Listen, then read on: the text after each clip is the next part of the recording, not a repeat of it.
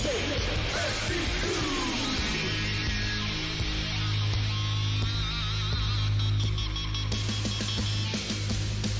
From the mountain to the beach to the Hollywood Hills, top out to the desert for some SoCal thrills. We run this team all day and all night. Ring general, the rebel, and the violent delight. Our life, it's a beach. Your life is a bitch. No goals out of reach. Execute, get rich. We won't be censored, and we can't be ruled. We pity your city, and we pity you fools. Yeah,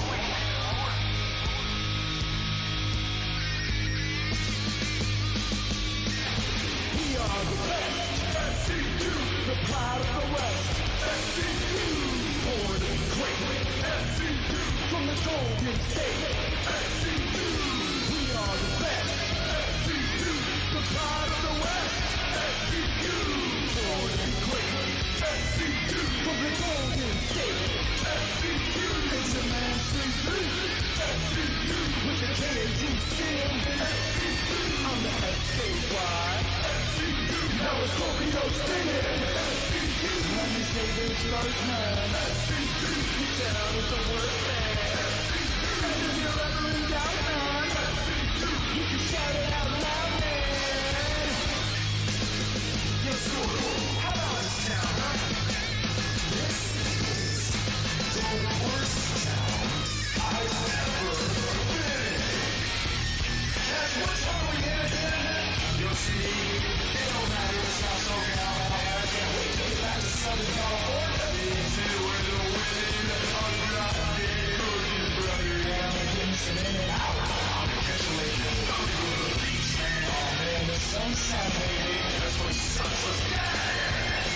Man, look at the three of us. Build my green guys, fellas. Everybody, only let's see you in my world. No, there's such a work.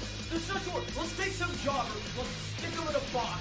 This is the worst daggone town I've ever been in. And if I hear another fiddle, though, I swear I'm gonna jump off a bridge. I hate this town. I hate this town. I can't wait to get back to Southern California. SCU! Ladies and gentlemen, boys and girls, and yes, even the T's, welcome to the 2019 UWO Awards Show, where tonight we'll hear the guys' picks for this year's Match of the Year, Male and Female Wrestlers of the Year, Tag Team of the Year, who's the hottest newcomer of 2019, what was the best event, and who has the best brand in professional wrestling, who delivered the best on the mic, face, or heel turn, and of course, which of the hosts gave the best burial of 2019. Find out all this and more tonight on the 2019 UW Awards Show. Woo!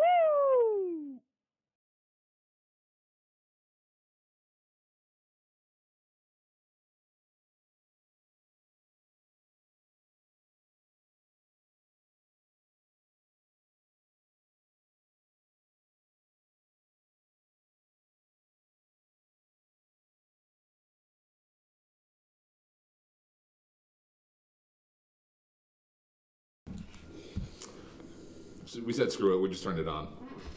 Yeah, screw it. We're here. Shit. Hi.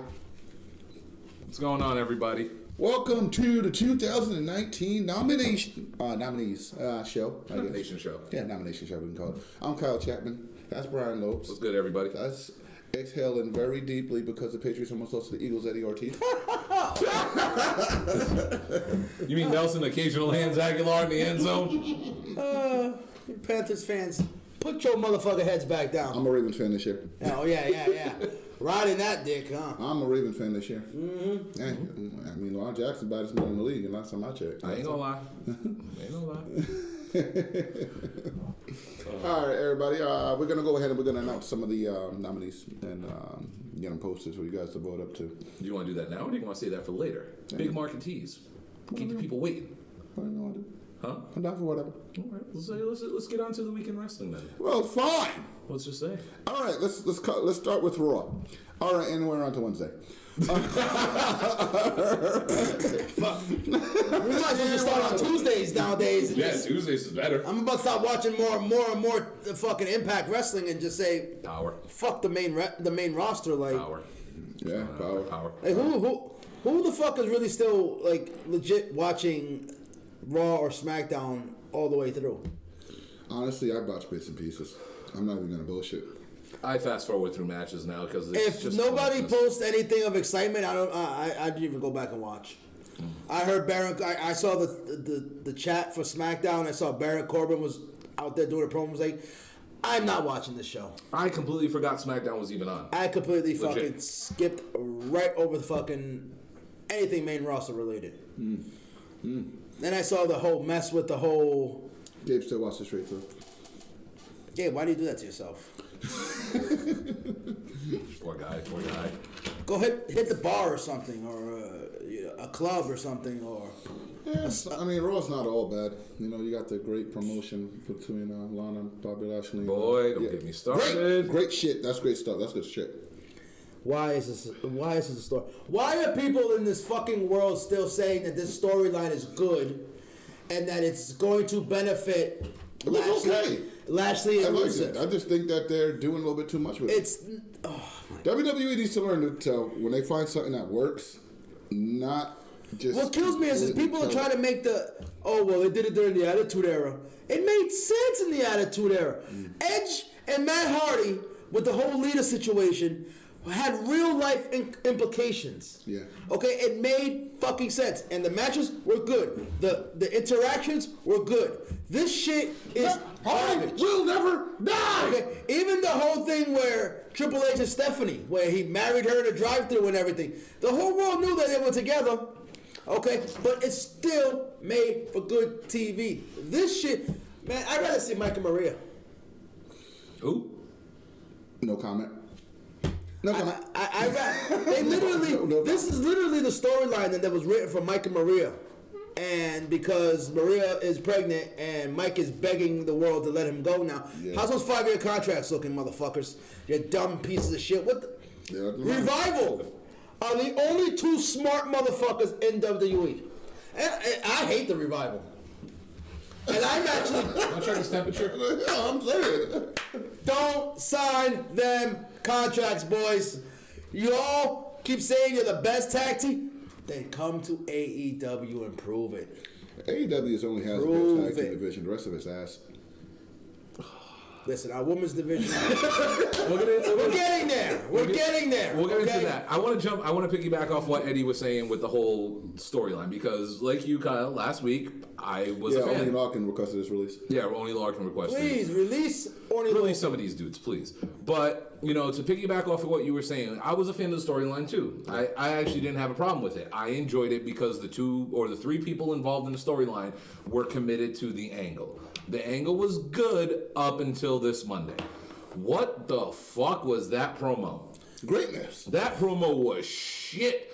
I get it. You're in the UK. You get nervous because the UK is a rowdy crowd, similar to how some places in Canada are rowdy, or Philly, or Chicago, or New York. She was fumbling and bumbling and stumbling all over them words. It was bad. And that angle, I had sex with Bobby Lashley 7 weeks ago, and now I'm 9 weeks pregnant. It's like, huh? What? Now who's the dad? Rusev? What? So Rusev's the daddy, and Bobby Lashley was hitting it 2 weeks after she got pregnant. And what kills me is what is this shit? Rusev is just knocking him up. This is the part that nobody's bitching about. She doesn't want to be with Rusev because he's a sex addict, but she's too busy jumping on the Black Hawk. Yeah. Well, But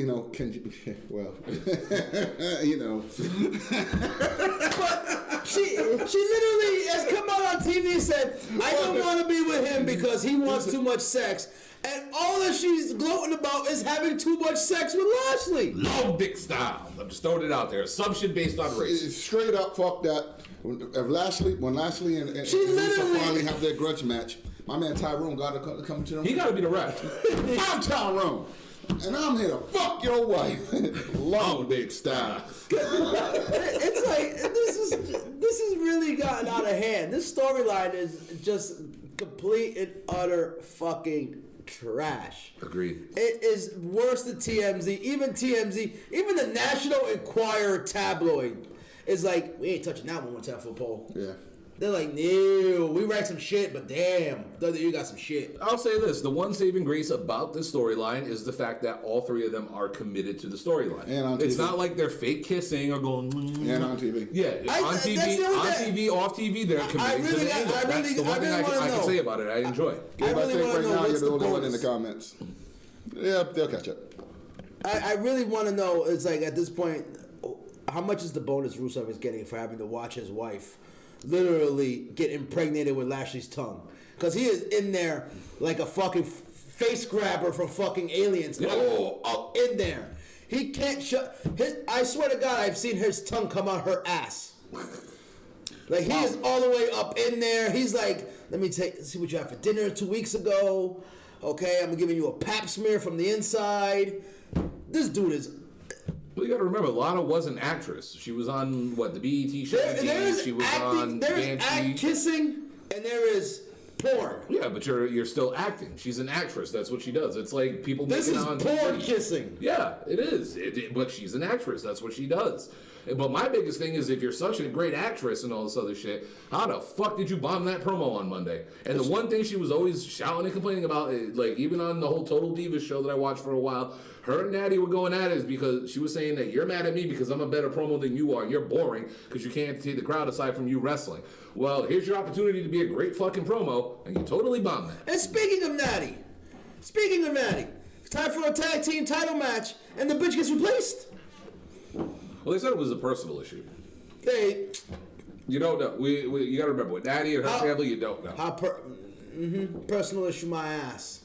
Personal issue my ass. She got replaced. First of all, why they even put that as a tag team? Charlotte Flair and Talia Neidhart. Oh yeah, that's a marquee fucking tag team right there. Yeah, I mean, if you booked it correctly, it would have been, but it's not something that you can't and just then throw together now. It's time for the tag team title match, and she's not even allowed to even participate in. I was like, Daddy, why? Why are you doing this? Why does any Hart continue to do this to themselves? I don't know. Why would any member of the Hart family, new generation, even think about touching the WWE with a 10-foot pole? Supposedly, Teddy was at NXT, and honestly, Teddy won't sign with them. I think Teddy won't sign with them because they won't treat him the way he's supposed to be treated. At best, Teddy was signed as a sort of producer or fucking backstage hand helping the new generation. Yeah, but Teddy still got it. Teddy still He's still killing it on MLW. But he wouldn't sign with them. They have him out there fucking coming out with teddy bears, and his matches would suck, and they'd be just embarrassing the Hart name all day. Why do you think Davey Boy's son's like, yeah, go fuck yourselves? He's like, yeah, go fuck yourselves. I'm doing things over here in MLW in Japan and shit. He out there having a ball. He out there fucking looking like a monster. What was he doing? Nothing. He was a tag champion. Technically, he was. Technically, Can we stop pretending that there's tag team wrestling at WWE? I mean, there is, but it's Yeah, just, in NXT. Yeah. In NXT, there's tag team wrestling. New Day can still go. The thing about New Day is, as much as I like them, it's just redundant. New Day signed them contracts. Like, I get it. I get that Vince wants them to break the Dudleys' record of 9 title reigns. I get it. It's foreshadowed. But now it's just like, okay, now whenever we don't want the titles on somebody, we're giving them to the New Day.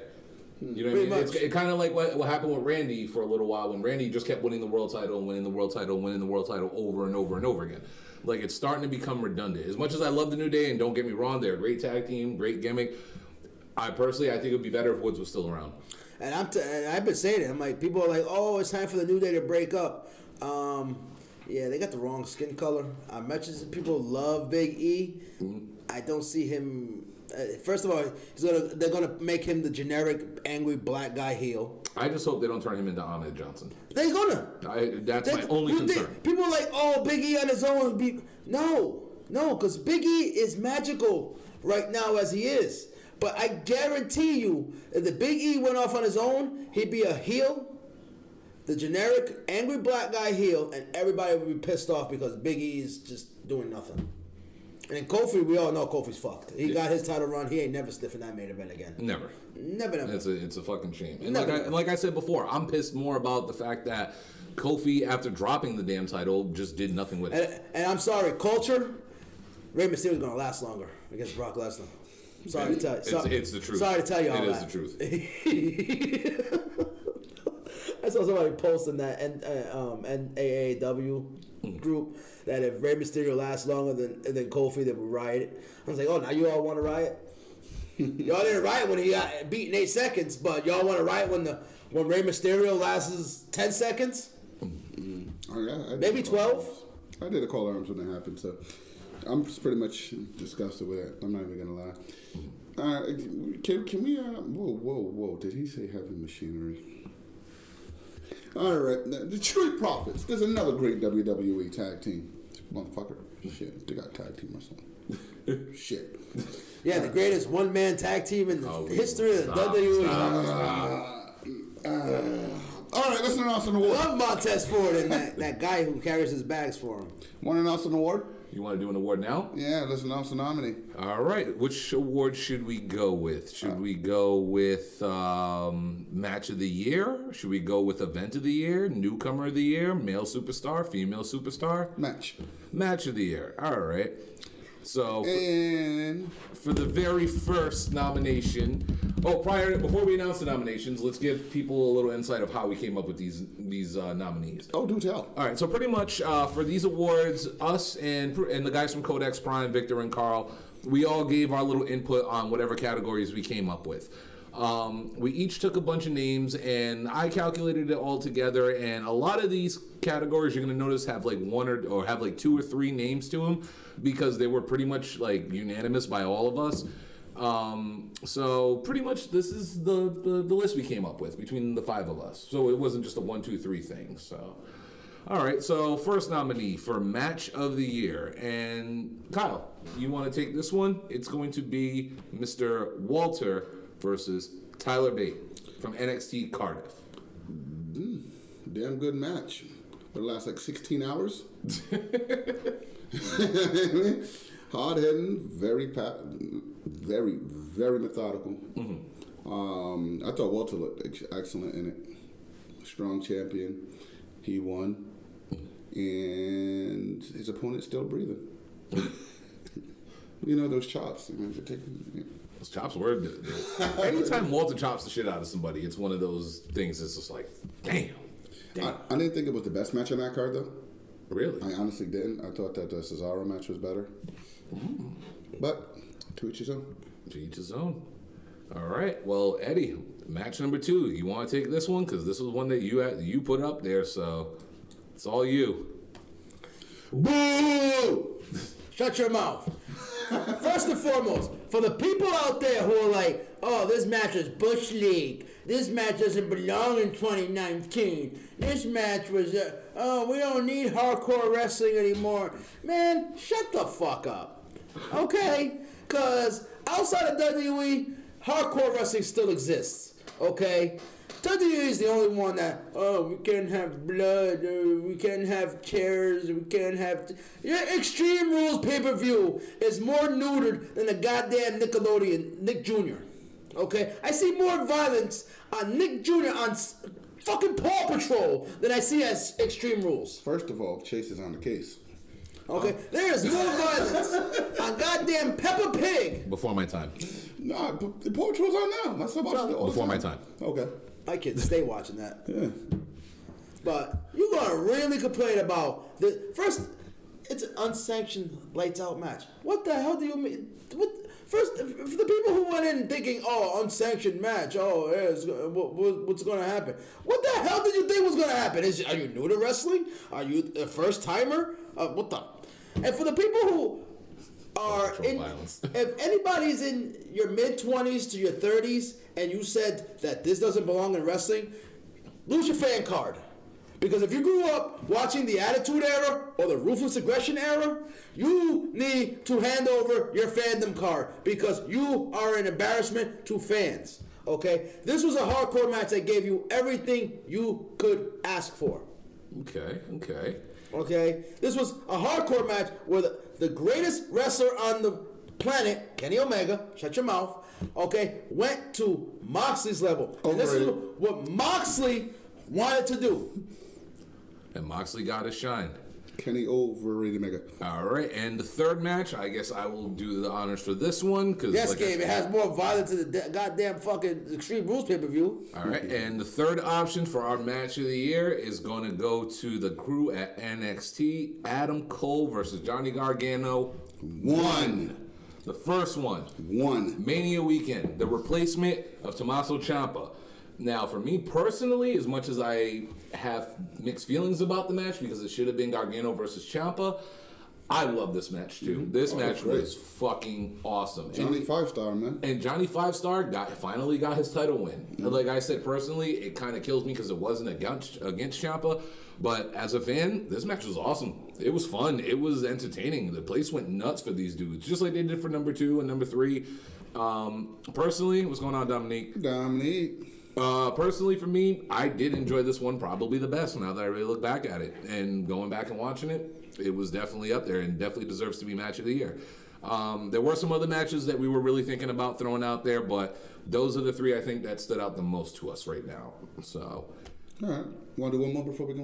Want to do one more? All right. So what should we do next? I actually have a little common theme. If you see my list, there ain't shit from the main roster on there for my list. For the most of our list. Uh-oh. The worst kept secret in UWO history. Eddie doesn't like the WWE's main roster. Same word.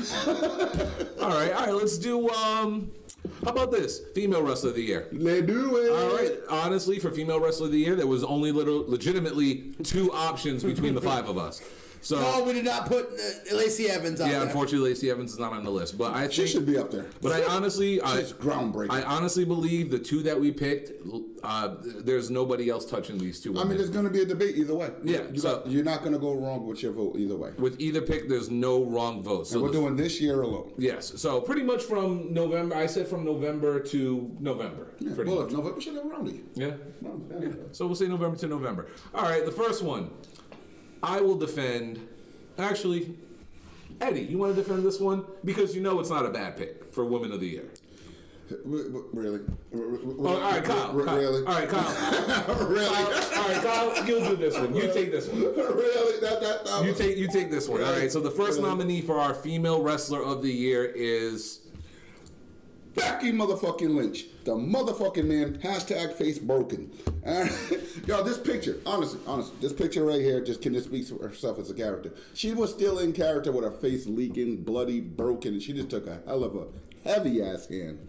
And that little Survivor Series takeover from SmackDown going to Raw. But honestly, man, this woman's been on fire all year. You know what I mean? She tried to turn heel, nobody would let her. And she just wrote it. You know what I mean? Let's not forget about her owning every female that tested her on Twitter. Well, there was a couple of months there when she had to go against Lacey Evans. That was just horrible. Yeah, but aside from that, you think about it, the girl had one of the biggest years in pro wrestling. Yeah. Especially with the biggest company in pro wrestling. The whole Lacey Evans thing. And is the only one to successfully pin in the WWE. Allegedly pin.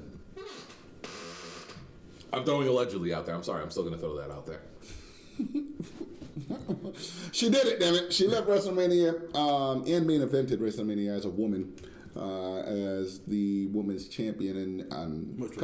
We'll never get a women's main event. And I'm going to think about it right now. Becky Since WrestleMania, she's the only one that won a belt and kept it.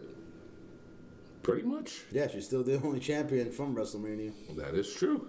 Well, if you look at the fucking women's roster on there, who the fuck else? We're going to play hot potato with Charlotte Flair again? Which isn't a problem because, you know, WWE has done it twice. And let's not forget about the Hell in a Cell match against Sasha. That was a pretty good match. Yeah, Sasha, how's that new contract looking? Here we go. All right, the whole crew said Sasha came back and she was going to be champion. Yeah, she ain't even doing shit on Meltzer said that. All right, Eddie, before you continue with your flames, you must defend the second nominee. The second nominee is Miss Tessa Blanchard. What's it defend? She has the Prince Albert. What does it defend? All right, First of all, what does it defend? She's fighting men now. She's run through the women to the point where they're like, listen, you got to fight the guys now. We don't have females for you to fight. That's a valid point. That's good. Literally, That's 'cause Tony Impact, Storm Impact's is- roster she ran through. She's run through the indies. Yep. Okay, she's already told the women in WWE if they want that fade, come see her. She wants to wrestle Sasha Banks. She does, which I would love to see that. Okay. Personally, I would What's love left for the woman to do? They literally said, okay, listen, go fight the guys. Pretty much. She's got a fucking TNA World Championship title match coming up. I don't see Becky fighting the guys. Becky fought, guys. Well, technically, she fought Corbin and got Corbin's not a guy. Corbin mollywopped her. Hit her with the end of days.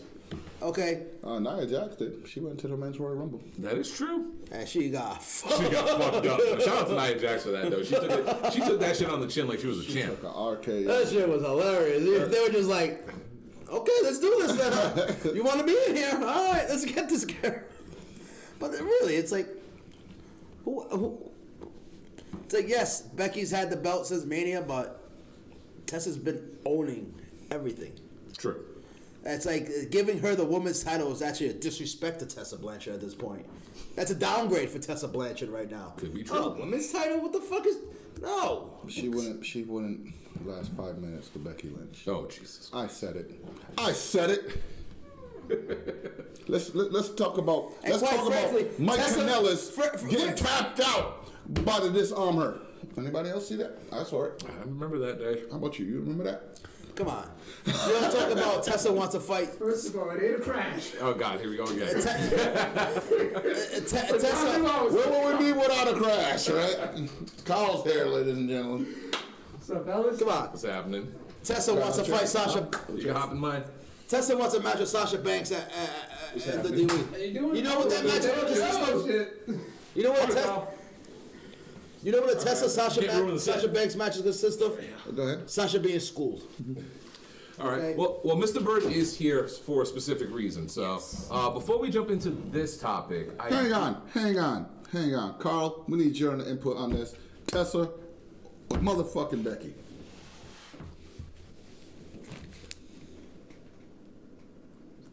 Tessa. Get up. Tessa. All right, Carl. I love what Becky. I love what Becky. I love what And you Becky. spilled my damn beer.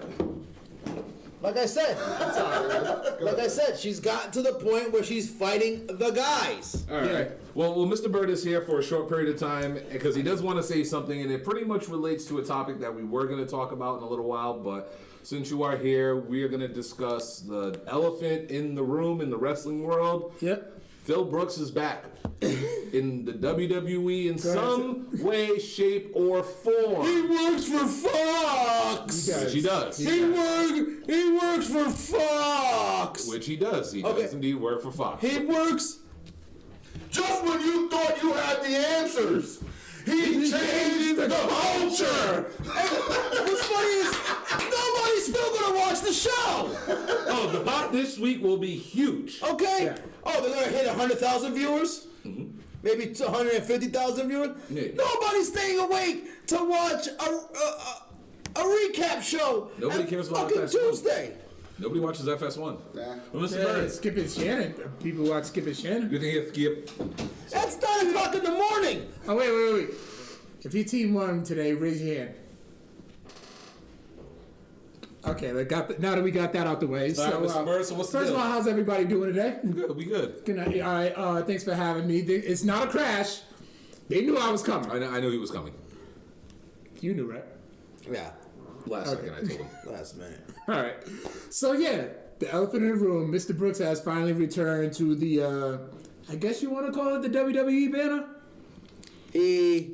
As much as everybody's saying, oh, he works for Fox. He does. Which is true. That is true. the... that is the deal. The deal is with Fox. He's there to talk about the WWE. He's back in the WWE. No, He is back. It's just a matter of time till we see Phil Brooks, CM Punk's music hit on a fucking Monday Night Raw. Because you know he's going to... Vince wants him back on Raw because Raw needs that fucking help like nobody's business. And it's funny as you said that because, a couple weeks ago, Brian was supposed to put out a video out, but he used it as a diversion. Total plan. Yeah. It worked masterfully. You motherfuckers. On how to debut Tessa into wherever she ends up, wherever she decides to land. So I actually took the liberty that Wednesday morning to kind of think through how I would book CM Punk to get in a match at Mania. Stop wrong. Stop the rumor. Well, let me explain mine, and I would like to hear y'all's thoughts. Seth Rollins versus CM Punk. That's like fun. That would be a great match. That would be a great It match. would be, but that's like 5 years too late, though. If CM That's Punk what I can am get saying. back in shape, That's a different then story. yes. He's in mixed martial arts shape. He should be in shape. Yeah, and what happened with that? You said it, not me. You said it, not me. You were thinking it. Huh? Yeah. All right. I was. So from what I came up with, let's just say, okay, for about a month, and he's not going to be, to my understanding, CM Punk's not going to be on the show every week. Yeah, he's probably going to be here like every few weeks or whatever. Yeah, he's going to occasionally appear on the show. Yeah. So for about a month, he starts throwing shade at Triple H on backstage, but the game has to go this way, some fucked up shit, some weird shit that he was saying. Mm-hmm. And you already know that the two have had a heated rivalry for, quite some time. Where's my ice cream bars? For real.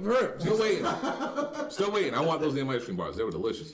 They were. They were. We're never going to get the ice cream bars because WWE does not give the fans what they want. Nah, I couldn't keep They up. did, and we still hate them for it. The ice cream bars were still around until like 2001 or 2. They were around for a grip. Yeah, for a while, yeah. Even through the Attitude Era. Yeah.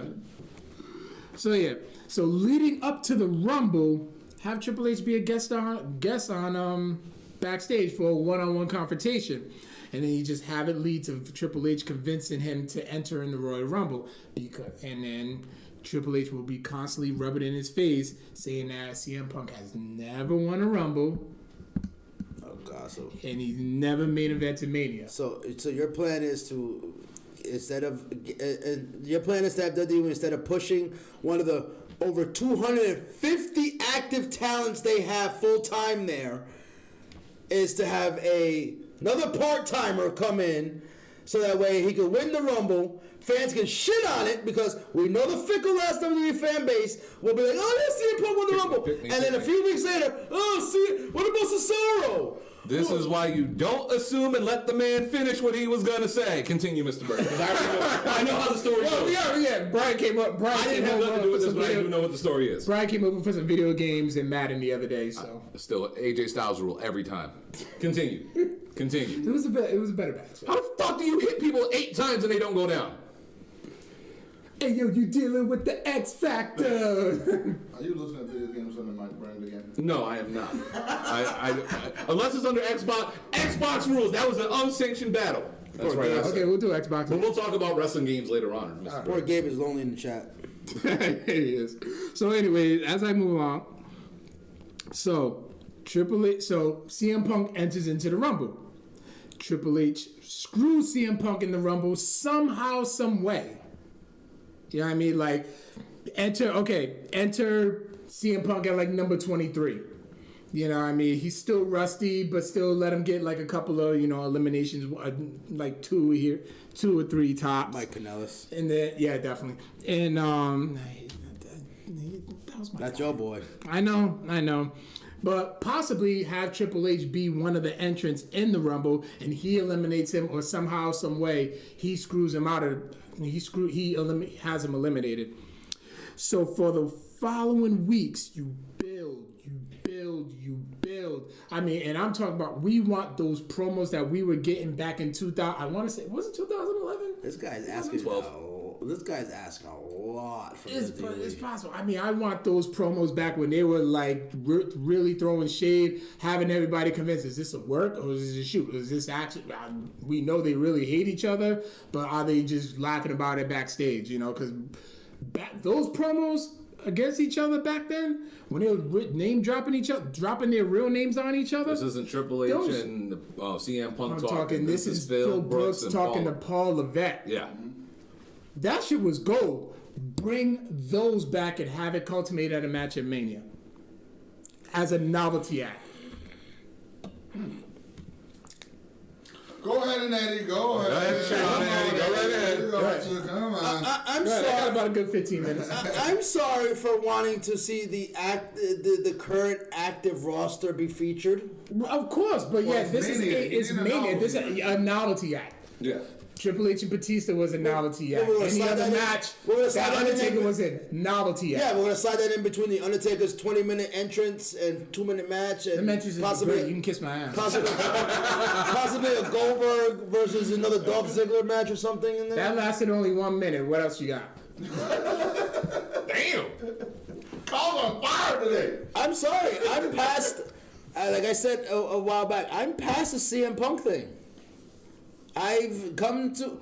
Yes, I was a CM Punk mark, but You are only past because he went to WWE and not your precious AEW. even in AEW, He did talk to AEW too. Yeah, He coming did. off of them a grip, apparently. Yes, he did.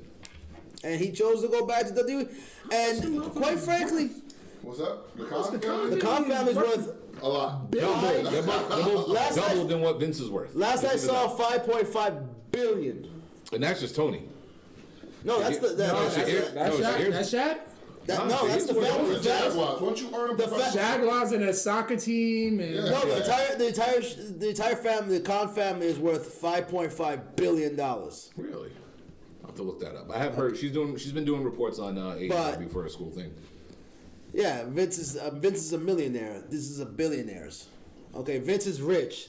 The Khans are wealthy. Yes. Vince is a billionaire too, man. Vince is. No, I think he's crossed $1 billion. He's a billionaire. It's a lower billion, If you but- liquidate all of your assets, if Vince was to literally liquidate everything he owned, every bit of stock that he has in WWE, he's a billionaire. Yeah. Yeah, Gabe, exactly. Like, even if CM Punk, like, it just got to the point where it's like, okay, the man's been out of wrestling for 7 years. Okay, the name. No, he's been out, what, 5? No, 4 or it's 5? No, it's going on like. He was what, Yeah, 20? No, it's WrestleMania 30. WrestleMania 30, and it's about to be 36. So about 6 years now. About 6 years. Six. Yeah, give or take. Even with the rumors that he's going to AEW, I was like, okay, so what's he going to feud with Jericho the whole time? And I would have seen already, they got WWE guys over there. They got the washed up guys that WWE doesn't want anymore over there. And now going back to WWE, the man dragged him into a lawsuit, threw away his best friend in Colt Cabana for WWE. No, he threw away his best friend over money that he promised to Colt Cabana. That's a different story. But still, threw away a lifelong friendship because of this whole WWE stuff. Shitted on WWE constantly. The man was shitting all over. Pick your ass up like you're a grown baby. It struggled. The man spent all this time shitting on Paul Levesque, shitting on Stephanie McMahon, shitting on Vince McMahon, shitting on Shane, talking all this shit about UFC, going, oh yeah, I love it over here. I love MMA. Oh, Dana White's treating me so good. Oh, no. And then he goes right back to WWE. Oh, but he works with Fox. No, that's one foot in the door. The reason why WWE was like, yes, Fox, go hire him. Because that meant that they now have him in exclusive talks. Okay, here we go. I'm not mad at it. I'm going to fact check you. He does not work for WWE. It is a Fox deal. If you watch the backstage Yeah, it's a video, Fox hold on, deal. let me explain. If you watch this video of him going to the arena or going into the studio, him covered up, it was a Fox deal. WWE has to approve of it. The UFC thing, he still technically works for UFC because he's still doing commentary for one of their lower level shows. So until he gets through the UFC deal, he cannot physically interact in another company. That's why he is okay with the Fox deal, because he is I just call an bullshit analyst. because Dana White and Vince McMahon are in bed together. You know this. We all know this. The two of them are in bed together. But do you so think if Vince went to Dana and worked out, Vince can easily call up Dana and work out a deal to get him in the ring. Okay, so you're going to use Ronda Rousey, Cain Velasquez, or Travis Brownie as an excuse that the deal between Vince and Dana are cool, right? Because They've always been cool. Because you understand that Ronda was retired. Cain hasn't fought in the UFC in a while. Cain has been outside He's of the still UFC. actually contracted by UFC. No, he was No, he's Cain, not. no, No, Cain he's Velasquez. retired. He is still contracted with UFC. He's retired. Last I heard, no. The reason why I know that is because he couldn't wrestle for AAA until that deal was done with UFC. So once that was all set, that's how he had the clearance to go to AAA. Once he was okay with AAA, it was only a spot deal. He was able to sneak in the door with WWE because AEW was talking to them at the same exact time. So he's working for Fox. He's an analyst. He's only going in as a spot show. He's not there every week. He's not like Booker T or whoever else they have, or Renee Young as the two main ones. You're on the show too. I was featured in. Damn, I look good. Nobody understands Casting this. y'all, man. You're okay. I'm good. I'm What good. nobody understands is, yes, he works with Fox right now, but that gives WWE exclusive rights to talk to him. No, it doesn't. To convince him to come back. Yes, nobody else can talk to. Nobody It's else a can different talk deal. To him. It's like A-Rod. It's like A-Rod working for Fox Sports, right? Yeah, that's does that mean the what they Yankees? used. Does that mean that the Yankees have exclusive rights to talk to him? He's fully retired. That doesn't count. Exactly. So is CM CM Punk. Punk's He's not a retired. wrestler. He's not a wrestler But he anymore. never announced, I'm 100% retired from Yes, he wrestling. did. Yes, he did. He hasn't wrestled. Years ago. He said he was done with the business. What he's doing now is an analyst. He goes in to talk about the show. Yeah. He's not in and the that show. wasn't CM Punk under a mask showing up at indie shows. All right, quick question. Do you think CM Punk would have signed the contract if Backstage was filmed on location at wherever SmackDown show they were at or whatever Raw show they were at? If it was a Fox contract, yeah. Honestly, I don't think so. But I I'm think the telling reason. you, it's only a matter of time till people are like, he's back in the Yeah, but that doesn't ring. mean it's a guarantee. You're saying it's a guarantee. It's not a guarantee. I'm guaranteeing that. I'm guaranteeing it. All right, Denzel. Vince is gonna throw Saudi money at him, and Phil Brooks is gonna be like, He ain't get the Saudi money yet. Yeah. but Vince is Vince gonna. didn't even get the Saudi money. How you gonna give me something that you ain't got? But apparently reports are that he did get paid. Yeah, for the last show. No, not for this one. that they caught up after this whole debacle and everything, and he re-signed another fucking 10 years. Yes. Yeah. Yeah, that's some bullshit. So he got paid. Vince got his money. All right. Now, when it comes to Saudi money, right? We all know John Cena says no. Yeah. Daniel Bryan says no. No, I'm not saying he's you gonna, don't think- I'm not saying he's going to go to Saudi. He's going to get Saudi. What Vince pays these guys to go to Saudi, like Yeah, that's called business. And The stuff. money he's making from there, he's pocketing it. Eventually, he's and going to invest it in you know something. damn well Phil Brooks is going to be like, you going to give me how much to show up at Mania? Fuck, I can't say no to that. Yeah, it's the same thing with Fox. That's How much money you paying me to sit down and talk? That's Okay. 3 new mansions right there. So we all know that the checkbook right now, CM Punk is pretty much got a checkbook in front of him, and he's just like, how much do I hit the wallet for? Maybe he doesn't. Vince is gonna be like, just put a number on there. Yeah, but you got to remember, this is the same guy who left because of what he believed in. And it's the same guy who spent all these years shitting on them, and now He doesn't work for them. but he's associated with them. Yeah, associated. he's Now, talking He's for working them. He's not alongside working for them. contracted WWE talent. though. Okay, well, hold on. Yeah. Samoa Now- Joe's contracted. Booker T's That's a good contracted. spot. Booker T and Renee Young are the only 2 official hosts of that show. Yeah, but they Paige is the third still party. work for WWE. They still Yeah, got the he can contract. work with them. Yeah, That Samoa doesn't mean Joe he's still got working for them. So he's working with WWE talent, though. Yeah. Okay. Now, I was actually just on the Wrestling is Trash. They actually want you back on the show too. Nice. Y'all too. All right. Now, Bret Hart came back, and he shitted on them for years. Yep. Exactly. That's why I don't San believe Martino came back, That's and he why- shitted on them for double that Decades. amount of time. Decades. the Ultimate Warrior. Exactly. This is why I said money trumps all. Yes. When Vince throws that blank check at CM Punk, we're going to see CM Punk in a wrestling ring, wrestling for WWE. That's- and people are like, And that's how I would book it. Yeah, no. Hold on, wait, Eddie. There's nothing wrong with what you're saying, because trust me, wholeheartedly, you know me, I totally agree with what you're saying. It's gonna happen. But why blow your load right now? Wait till that point gets there. We're not there yet. We're nowhere near it. but that's WWE. They love blowing their load early. But it's not They're like WWE right now. They're like it's a not 15-year-old WWE. kid watching a porno for the first time. They're like, oh. Yeah, but right now it's not WWE. It's Fox. It's whatever deal is going on with Fox. Whatever. Yeah, we don't even know what he's doing on the Fox show yet. opened the door for WWE because, as far as probably we did. know, he didn't want to talk to WWE.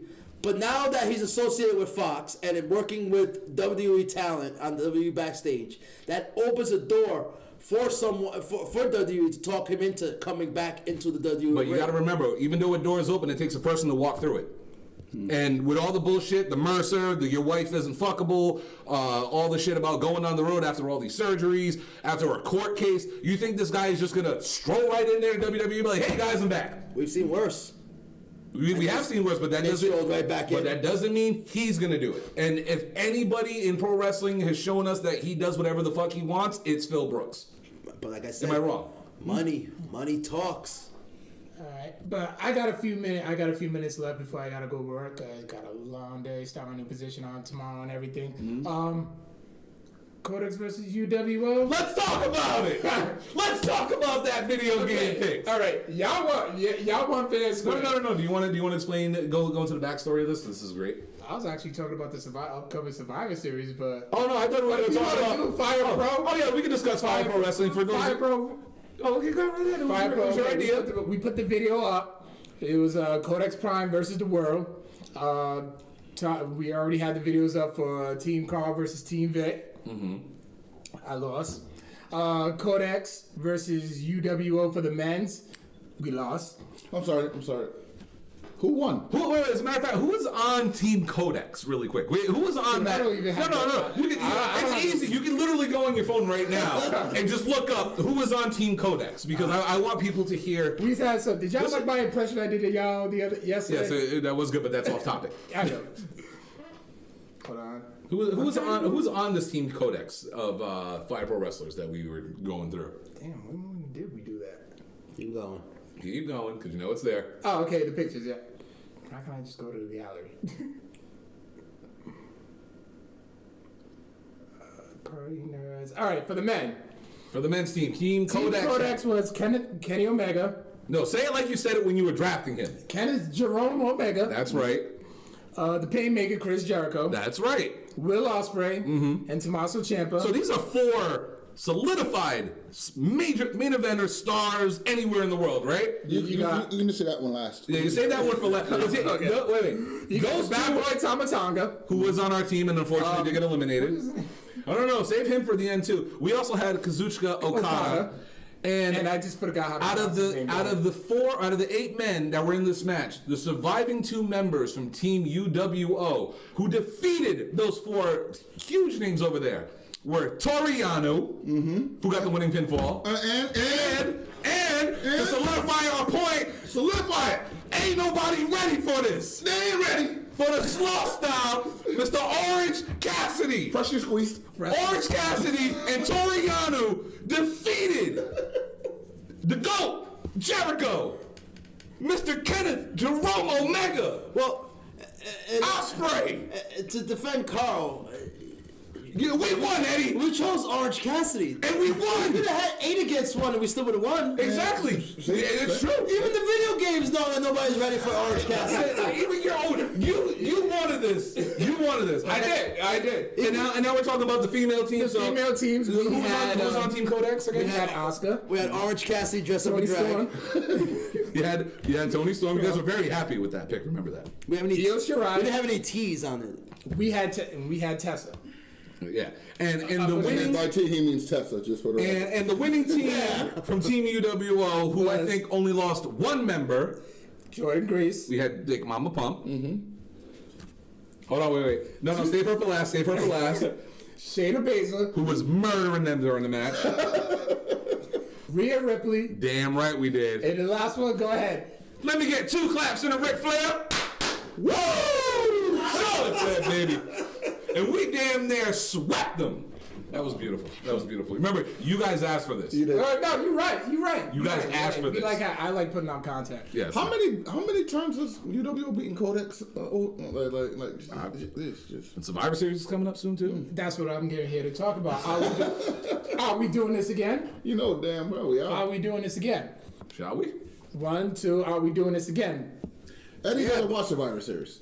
I'm still trying to figure out if we know what the card is yet, because We I know most of the time. we thought we knew what the triple threat tag team match was last I'm week. legit confused on what card who's fighting who. Yeah, like All right, so the heavyweight championship is obviously going to be Bray Wyatt Okay, versus. I can't run down this right now because I gotta leave in like 1 minute. All right, we'll catch you. Let's just say we agree to terms and we will respond to you guys tomorrow on Yeah. Tuesday. Yeah, I'll probably pick. Actually, we won't be on this Tuesday. They got some like school shit to do. So Fucking Vic. fucking priorities, man. Ain't that a bitch? Who the fuck got time for priorities?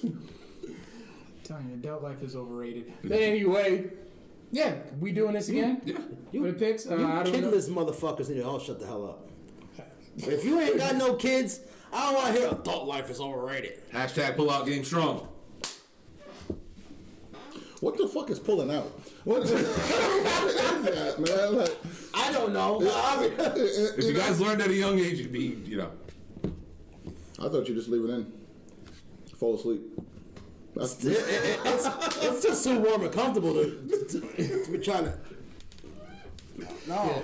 This is too funny. But I gotta get going. Thanks for having me. Anytime. Surprised y'all ain't ready to kill me about the meme I made. Yeah, where the hell are you finding these fucking I don't know where you found my black and white photos? I don't know where you found my kids. You find mine in a yearbook. Yeah, we actually went to Roger Williams together. Yeah. Like, where the hell you Like our classes were right next Would to you go on each my other. mother's page and find that picture of me? Seriously, like that wasn't even kindergarten. Yeah, I think so. Yeah, and I scrolled to your old one, but shout out to Steve. He was actually trying to get me a picture of you. Me? Yeah, My brother? yeah. I should whoop his ass. So we're really glad that you're friends. Thank you, Mr. Bird. All right, thanks for having me. Gabe, you gotta put allegedly by that so far. Allegedly. Because that card could change. You want to take that L on Monday. that Codex Prime's taking up the. I mean, if you guys want another round of Fire Pro Wrestling, we can. Hey, you want to make an award for the best. You want Orange Cassidy wrestling to give you them pictures hands again. in Yes. podcast history? Yeah. I think there's only one nominee for that, right? Yeah. We count. Hey, did the Codex win any like? Have you guys won a match yet? Because I know you guys did something with the Party Nerds. I knew he lost against the Party Nerds. I don't think he did up against Random Ramblers with Rob yet. Okay. So y'all just suck. Is just basically what you're saying. Yeah. We picked some good. You're the Jerry Jones of picking teams. See, this is the problem. It's like WWE. Just because you got big names, don't mean you got skill. Did your Panthers win today? Ravens did. I got Lamar Jackson on my squad, so. Go Ravens. Patriots are quietly walking into number 6. You know, You mean 7. 7. Seven. That's right. They got to go through Baltimore to do it. Hey, just hope your running quarterback don't get hurt. Just throwing that out there. Hope fucking geriatric quarterback don't get hurt. The hell? Geriatric quarterback needs to get hurt. I'm done. Shit, man. I felt Him and his Oscar mouthpiece. don't hate because the man found the fountain of youth. Fucking Ben Gay in his cup and shit. Well, Mr. Bird did crash. All right, so you want to announce another award? Let's do another award. All right. We did the female. It's time to do the. Let's do the males. the Phrasing. Male superstar or wrestler of the year. All right, I'm gonna do this in an order where I think the probably the least favorite is, and it's crazy to say this, but Johnny Gargano is male wrestler of the year. Johnny 5-star. Johnny 5-star. For some reason, I don't think he's got my gonna. jacket. Johnny Hold 5-star. up there. Johnny 5-star. Actually, Mr. Bird, I think this was one of your selections. Was it Johnny 5-star for male wrestler of the year? Yeah. It was yours. Quick defense.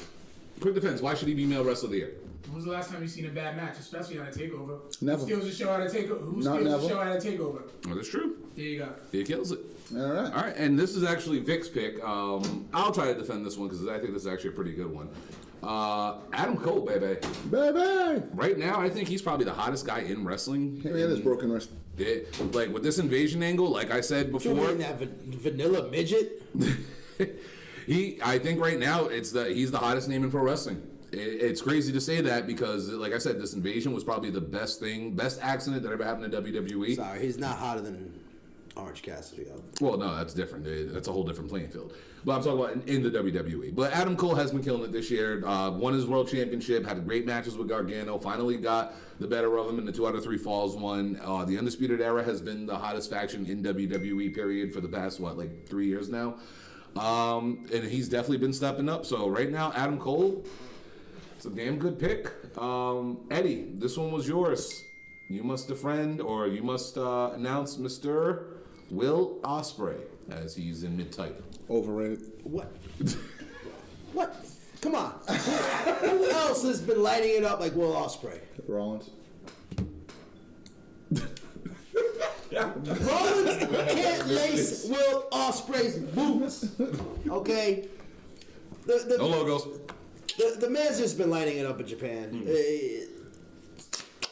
Best of Super Juniors. Yep. Junior heavyweight champion. Yep. The man is being groomed to be the British world. He's going to be the first British world champion over there.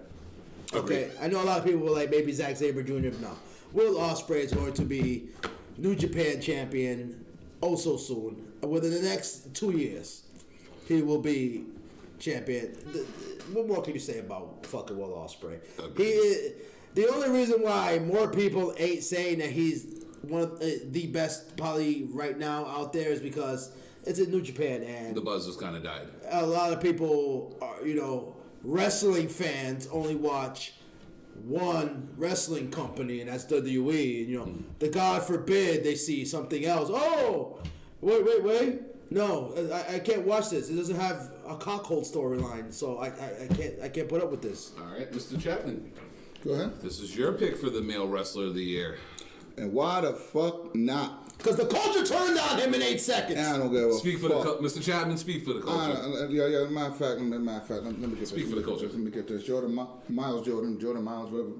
Super TCH. We will talk about him shortly, but let's talk about this nomination real quick. THC, whatever the fuck it is. All right. So anyway, number one, every week leading into WrestleMania, you was bringing racism up. You were saying that this man is going to get buried because Vince is a racist and always has blah blah blah blah blah blah. Got put through hell, banging ass fucking gauntlet matches, banging ass fucking matches with Daniel Bryan, ridiculous good showing in the motherfucking Elimination Chamber. Got to WrestleMania, and for the culture, what did he do, Brian? For the He culture? won the world, the first real African American, I'm saying it, world heavyweight champion for WWE. Then he lost it in 8 And seconds then- to a and then- redneck. Or WWE. Then he lost it in 8 seconds to Super Redneck. That did not happen immediately. What happened right afterwards was he was on Monday Night Raw, and we were all salivating, thinking that we were going to see Kofi Kingston versus Seth Rollins. WWE pulled the plug on that one and whooped that and fucking tricked the fuck out of us for that. That was some bait and switch bullshit. But anyway, but since then, I mean, what match has he put on that has been bad that you can honestly say other than the Brock Lesnar one? And not only that, but he's always stayed true to himself, man. You know what I mean? He didn't get that title and just get fucking. But no, like I said, big head. WWE is still racist because they had the Super Redneck beat him in 8 seconds. But that was like fucking afterwards. But that man. literally just But happened. yeah, that just happened. My man, since WrestleMania, since Royal Rumble, since Fastlane. Yeah. Basically, when he got his year has been undeniable. opportunity to get into the main event picture, my man handled it like a pro. And actually put on nothing but great matches, damn good fiery ass promos, got the fucking ridiculously. Go ahead, man. Let's not forget that if somebody hadn't gotten injured, we would not be doing this conversation right now. It is true, but unfortunately, when something does happen and you take that opportunity and run with it, you can't take that away from him. and I agree with him wholeheartedly. Hey, I don't take nothing away from Kofi. I was like, they need to give it to. then don't bury his nomination. I'm burying the fact that the Yeah, but we're celebrating. We're celebrating. pretty much turned on him right afterwards, and But you can't deny the year that he had, right? he had a good year. Yeah, they finally gave So then that's why we got That's why we have him up for nomination. And my I don't think he nomination. had a better year than Will Ospreay, but Oh, that's your opinion. And finally, the last person, I had to throw this name in here. Even Hold though, on. Can we sing the song though? Hold on, but before we do, I want to say this. I was really debating between this person and Nick Aldis because I really do think Nick Aldis deserves to be on this list for us. But can we sing the song though? We can sing the song, Mr. Chapman. Begin. We're really glad that you're our friend, and this is a friendship that'll never ever end. I'm sorry, Bray Wyatt has to be on this list. There is no way in hell he is not one of the superstars of the year. The guy reinvented himself. Yes. Has been the most talked about thing in WWE since he debuted. Yes. Or since he reappeared. Yes. With the Firefly Funhouse. To the point where we used to stop the damn show To go watch the Firefly. to go watch the Firefly Funhouse. This guy has one of the most over gimmicks in pro wrestling. He has been talked about everywhere got outside of pro wrestling. He got blown up and still finished a match. He still finished the match.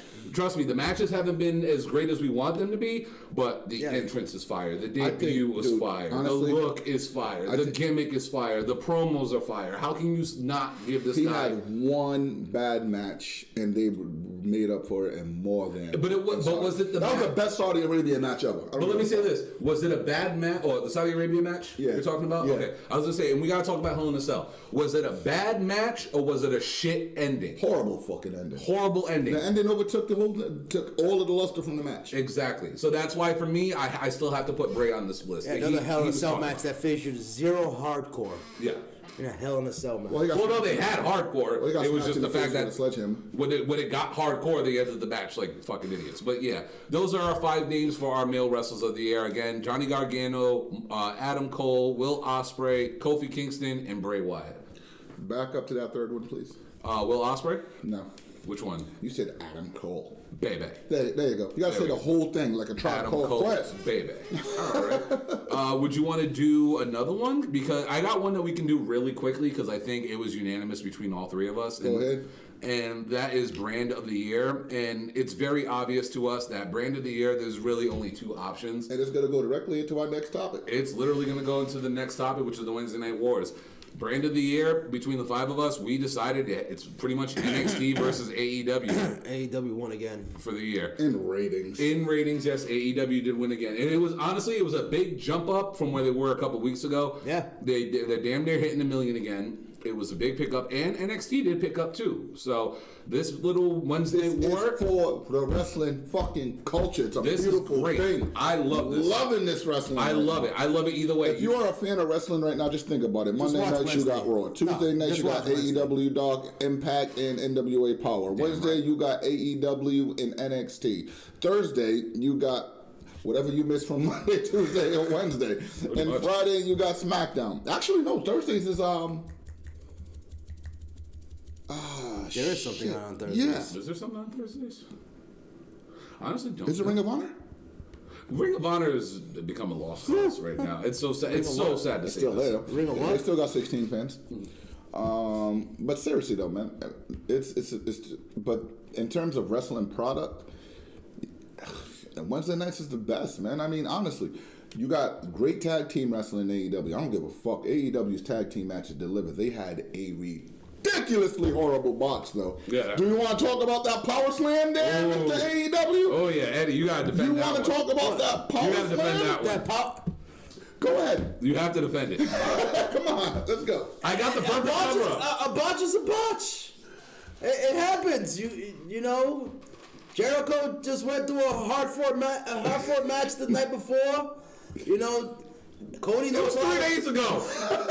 That was weeks ago, motherfucker. Cody lost a lot of blood. He was still concussed and stuff. You know, he I will say this. he didn't blade like a pussy. He went and cut himself the hard way. I will say this. I don't know who. It might have been JR who said it on commentary to try to cover it up, and it did sound like a good cover up. That his equilibrium was still Yeah, off he's from the match. still It was messed up from the match and everything. So Yeah, so Marco Stunt is a botch. I like Don't worry. Marco. I like Marco. That has been fixed. Thank you, Luchasaurus. Yes. And everybody who talks about not just the best, but the finest, whoever has something bad to say about the homie Kona Reeves, I want y'all. Marco's still better than I him. want y'all to. Marco's still better than I'm him. not gonna say Marco. Shout out to Marco. I'm not gonna I'm say a Marco. Marco guy. I'm I'm a not gonna Marco say guy. Marco. Brandon Cutler. Oh jeez. He better than fucking. He better than Kona Reeves. The librarian is better than Kona Reeves. No, I gotta watch Peter Avalon in the ring. I gotta and side with watch Eddie. Kona fucking Reeves in the ring. I gotta side with Eddie on that one. I think Cutler's better than Kona Reeves. No, Kona Reeves would- We're arguing over jobbers. Kona Reeves, Jobber of the Year, the finest. There we go, category. We're throwing this category out right now. Best jobber of the year. Kona Reeves or Brandon Cutler? That's got to be, or the librarian. We'll throw a librarian in there. Or half of the Young Bucks. There's two of them. Remember that? So I want to see Angelo Dawkins' name on there for Job Role of the Year too, or Bag Boy of the Year. Oh my God. He just said his name. Yes, he did. Yeah, well, of course I acknowledge the guy who carries the bags for Montez Ford. Drives the car for him while Montez is in the back tapping that Bianca butt. Wouldn't you, Lito? Where to, sir? Angelo, put up the divider. Stop Drive hating us to on the Dawkins. hotel. Why are we hating on him still? I don't Oh, know. why he is on? I don't know why we I still... find it funny. That's I know, that's what I'm saying. I don't get it. I will never understand that. But come on, let's be real. Montez is going to be...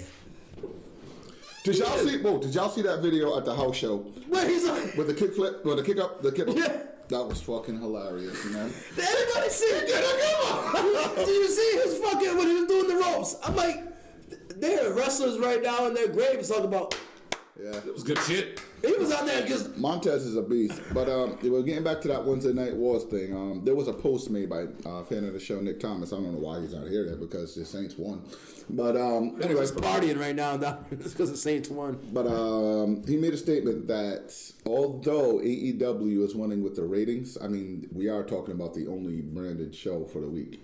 That brand's only weekly show is Dynamite. Yeah. Versus NXT, which to most of the fickle loyalist puppets only watch because it's up against AEW.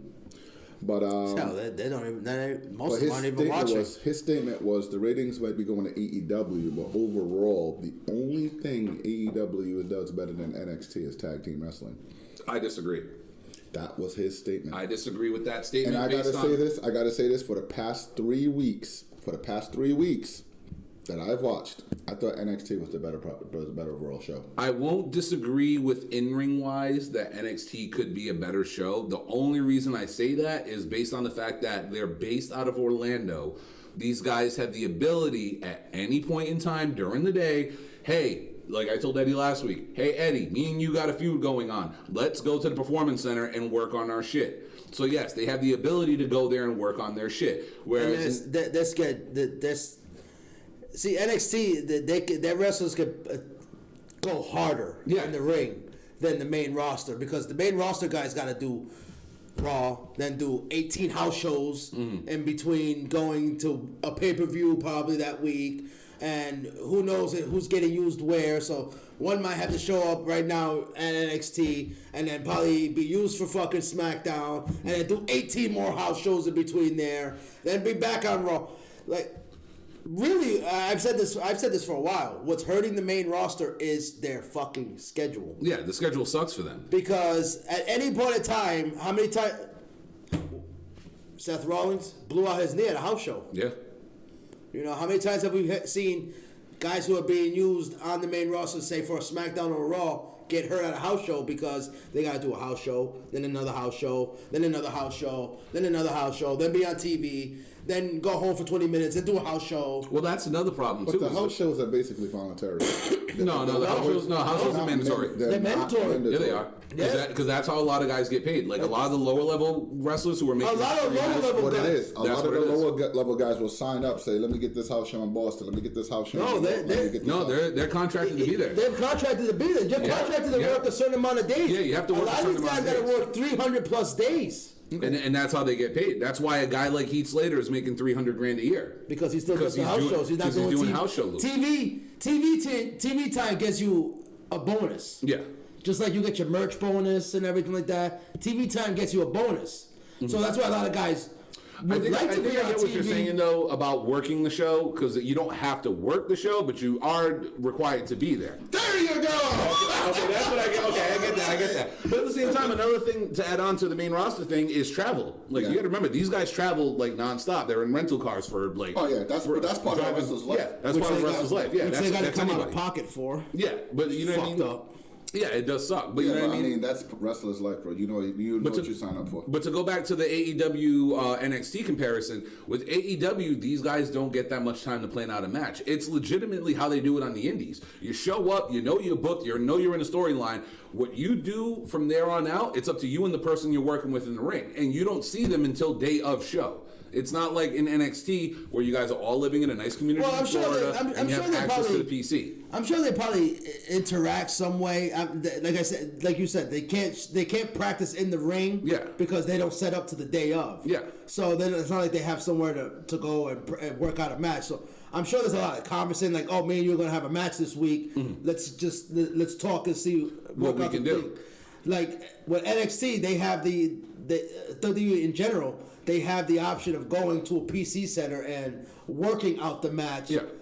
Physically, Yeah, that's what I'm saying, yeah. the physical part of it. As far as AEW, they have to work it out verbally, and then if they have time when they get there and set up and everything, which from my understanding, AEW sets up way in fucking advance. They're set up hours earlier than WWE. even Yeah, the sets up truck. their From ring. what I heard, the truck in the arena is set up the day before. Yeah, they get there, so that way they usually have like a day and a day from when the truck gets there the day before to 8 o'clock at night to work out in the ring and everything like that. And the other thing with AEW, But too, nowhere is- near what the time frame WWE gets. Which what kills me when you see WWE have like a shitty match or botches and there's like, come on, like you're the end all be all. Your shit should be more crisp. Well, no, but like going back to the argument about NXT and AEW, right?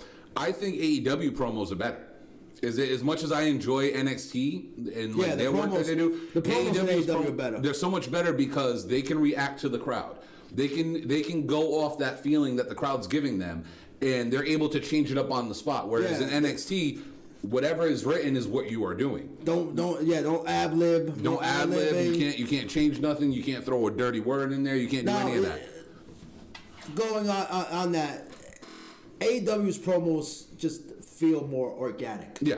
They just feel like that wrestler who's speaking actually either wrote majority of it, all of it, or had major input in that promo. Like I'm sure a few guys, probably MJF not getting any help, or Jericho's not getting but any I mean, help. but- Lower level guys, I'm sure they get help from the veterans and everything like that. But their promos are tailored to them. As far as when it comes to WWE, it's this fucking writers who write for fucking daytime soap operas. Yeah, but that's But main, that's NXT main roster shit because NXT. NXT has that kind of NXT. Dude, tell me sometimes. one time where you've seen an NXT show start off with a ridiculously large promo. No, it's true. No, Never. Because They don't do that. Because They Triple just- H does things differently. Exactly. So why are we comparing NXT? No, I'm comparing to it- WWE. I'm comparing NXT to AEW. I'm comparing the too. promos because even in NXT, the promos are strictly written out for the talent. But what NXT promo can you say actually was in the ring for 10 minutes other than to just challenge somebody and get the match on with? That's pretty much what their promos are. Yeah. It's not a big storyline, blah, blah, blah, blah, blah. It's not Lana and Rusev with Shayna Baszler. It's just fucking... But like I say, We're going to go to war. I'm going to kick your ass. Yep. We're going to meet in the ring. Let's get this on. And put on a damn good match. And I'm sorry if I understand what you're saying. They have a quote-unquote advantage. What the fuck? You celebrate the Patriots' ring when Bill Belichick will willingly say, if there's an advantage to be had within the rules, I'll take it. Yeah. He's honest and upfront about it. Yeah, so what the fuck? So just because this company's been around longer, they have a more established... yeah. I'm not going to hold that against them. No, not at all. I don't hold it. That's what I'm saying. I agree with the statement where NXT at times is a lot, like a lot more polished product, but AEW is an exciting product. That's the difference. I would expect anything coming out of WWE to be more polished. That should be expected. Like NXT is developmental, but I would expect them to be more polished than say an indie show and everything because they have an indie show though. At the end of the day, it's a major brand. It is a major Yeah, brand. it is a major brand. And that's why I expect them to be more on point than anybody else because they're also being backed by a mega machine. Yeah. You know, now if AEW lasts as long as the WWE has been around and everything like that, we're old and gray sitting here and they're not as polished as WWE is at this point, then we can be like, okay, what the fuck are you guys doing? But like any company, you know, the longer you're there, the longer you're around, the more, because even TNA, I remember back in the day when TNA first started up and everything, they were rough as shit, mistakes all abound and everything. Then they cleaned up and everything. Then the shit hit the fan again and everything went south. But even now they're cleaning up and Fun getting fact, back. Fun fact: Impact drew more people on television than NXT and AEW has done yet. And people want to sit there and shit on TNA and call them minor leagues and stuff. Never forget that Impact was drawing 2s and 1.8s and 1.9s for weeks at a time. The highest rating so far in this Wednesday Night War is a 1.4. Yeah. So for anybody who wants to shit on Impact, don't forget that statistic. So, but no, I'm cool with that statement. NXT, yes, it could be a better product, but like I said, for me at the same time, AEW is more exciting. It doesn't seem predictable. NXT at times, it can get predictable. And there's bad matches on both ends. Trust me, AEW has had some shitters too. I'm not going to say that Anything that involves Brandy. What she's doing right now is actually... Yeah, I agree. What she's doing now I is don't know what pretty she's good. doing right now. Because she's not wrestling. Just keep her out the ring. If you want to talk women that shouldn't be in the ring, I got two for you. That Oh, yeah. From NXT? Yes. Yeah. Yeah. Never been Oh, You're yeah. going to bring up Shafir and... Well, No. then I got 4 for you. No. Xia Li. Aaliyah. Please get these women off my TV. Stop having them fight each other. I have to Exactly, that's what killed me. They had a fucking shitty match already. Who the hell thought that these two... First of all, who the fuck is Aaliyah? Who? Former beauty model, Miss America, And who was the chick that looks like... Ash. Don't get me wrong, I yes, but who was the chick that accompanies her that looks like a Vanessa hotter Bourne. version of Tamina? Vanessa Bourne. She in Has she ever been in the ring? Yes, she's the better of the two. Is she? And they're not even using her. That's the part I'm like, what are you doing right now? And Xia Li, I don't understand. I thought she was getting better. I don't know. Who the fuck? I can't remember her name. She comes out like Elvis Presley with the mustache. Emi Sakura. Emi Sakura, she's a legend. She's already past her prime. I don't want Hell no, to. she Get her was- off the ring, bro. Who, Emi Sakura? I said it. No, she's not that bad. Said it. She's not bad. She been carried. She got carried by fucking Rio. By the girl who she taught how to wrestle? She got carried. Are you sure? I'm sure. Because the student carried the teacher. She carried him. Not by Meltzer's ratings. But nevertheless, please get those two off the TV. Because Yes, that when is- I saw that match happen, I was like, wait a minute, didn't they already have a crappy ass match already once? That botch We're gonna try this. spot. We're gonna try this again. And then the reports now that are coming out saying that she really didn't get her nose broken. Because if you look at it, in real time, It was really quick how If they you- all ran to the ring. if you look at it real time, it looks like she cracked her nose. But if you do slow it up and everything, which I've seen clips of people slowing it up in slow motion, she did miss her face. That's Now- not what those war scars showed, bro. No, but now the new reports are that the guy who came out with the towel had a blood pack in there, and that they wrote this into the story to write her off TV because she's getting a nose job. Good. Well, her nose job is mandatory from the down line. Well, yeah. She got if you see her nose, then yeah, she does need a nose job already from the start. And you already know, but Vince wants perfection from his plastic Barbies. All right. Well, really quick. But nevertheless, hold on, like, because we do got more. We do have a lot more to get to. But But no, really when I quick. posted online, it's like, who the fuck was gonna even know Aaliyah was gone from TV? Why did they have to write that story in? She's only been on TV twice. But really Would you quick. have known? Would anybody have been like, oh, Aaliyah hasn't been on TV in a couple of But weeks? really quick, before we move on from this topic, best moment from NXT, best moment from AEW this week. Scorpio Sky putting that here little L. That Hey. little L is now on Jericho's record. At least it ain't gonna take us 50 years to have a black champion. See you motherfuckers. Wasn't Cody. Cody didn't do it. I got no problem with Wasn't Scorpio Shark. Scott. Okay. Wasn't Hangman Page. Okay. He did it for the culture, baby. All right. Well, really. He did it for the culture. Just At for the- least he did it for the culture. Okay. At least we won't be watching a black champion in AEW when we're old and gray talk about, I remember when Kofi won and I was younger. Really quick, Kyle. Who is the worst member of SCU? From this is what you said a couple months ago. Who is the worst member of SCU? The worst man at SCU? Yeah. None of them. There's no weekly. Okay. I just want a weekly update Hey, listen, from. man, I remember when we were talking about it's the SCU, worst you like, segment I've ever been. And I will say, I think the best moment from NXT from this week was. Can you shut your lying mouth? All right. I don't know who the hell you. How'd you even thought that, to think that thought to get thought up and put that damn name there as the worst member? But fuck out of here. really quick, to stay with the culture, shout out to Leo Rush and Angel Garza.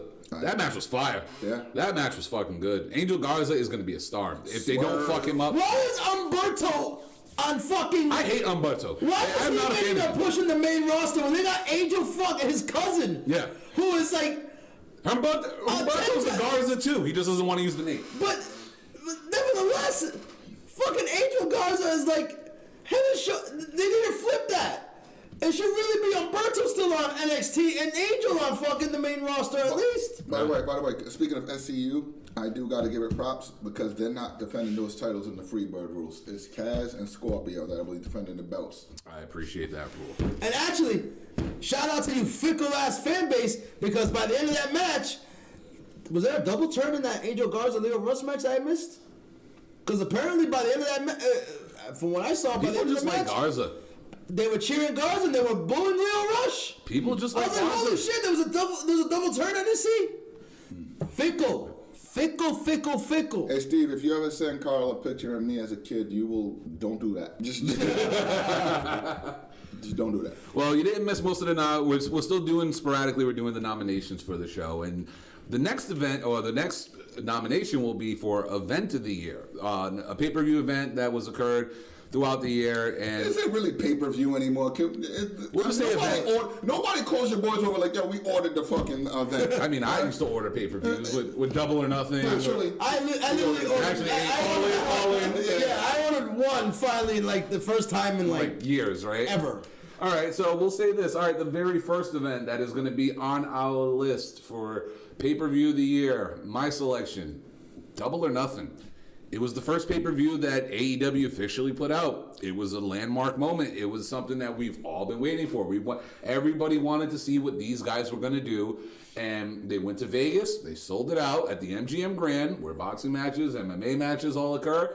They sold that arena out in 4 minutes around there, like 15 minutes actually. And these guys put their flag in the ground and said, "We're fucking here. This is what we're gonna. This is what you guys are gonna get, and this is what we're gonna do." Indie show ain't gonna sell out no big arena. All right. I mean, we basically told everybody that was going down with that. Oh, it's going to be a small arena. No, it's the MGA Grand, and they actually sold it out in Minutes. Sold it out. Minutes. So. Damn. I agree. So, all right, the next event, Eddie. I believe this one was on you as well. I'm gonna stay with the AEW guys, and Full Gear. It's a great pay-per-view from top to bottom. Overrated.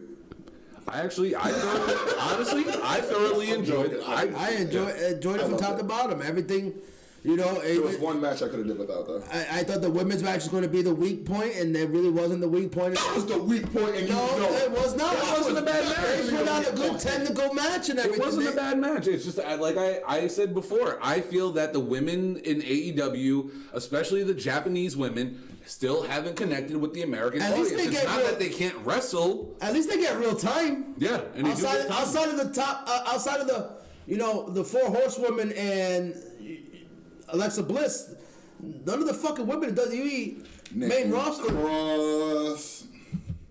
Have, That's the end of this. All right. Well, Mr. Oh, Chapman. final design. All right. There's another one. So, Mr. Chapman, I believe this was your. I believe this one was your selection. Wait. Before we get to my selection, Yes. Moment of Double or Nothing was what? The moment of Double or Nothing. Mox popping out. That was huge. That was huge. It broke the internet. It legit broke the internet. Moment of Full Gear. Moment of Full Gear. I gotta go that unsanctioned match, man. That just fucking brought so much memories for me. All right. I was a big ECW guy. That's just backyard wrestling. I just love hardcore matches. I'm a fucking Mick Foley mark. All right. Well, Mr. Chapman, your selection for this list is NX motherfucking T Toronto. Beautiful motherfucking event. BEA, beautiful motherfucking event. EO's coming out party. yes. Let's just be real. That was one of the best women's matches of this year, period. And shout out to the Dreams entrance. He started off with the Mountie. Dude. He started off with the Mountie. Oh, and don't forget about the Raptors dances. Yeah, the Raptors dances. Yeah, they weren't too bad. I mean, hey, that's the dream, baby. It is. It's experience. And this one was. Illumination. I ain't gonna lie, Vic actually does that pretty good. Yeah. And the last event that we have on our list for event of the year, and no, it's not WrestleMania. Oh, by the way, just so you before we do continue, What, yes. Hell in a Cell? Somebody point to me a better women's match than LeRae versus Saraya.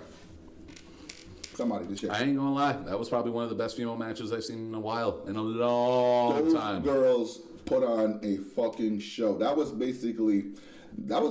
really. Brandy versus Allie.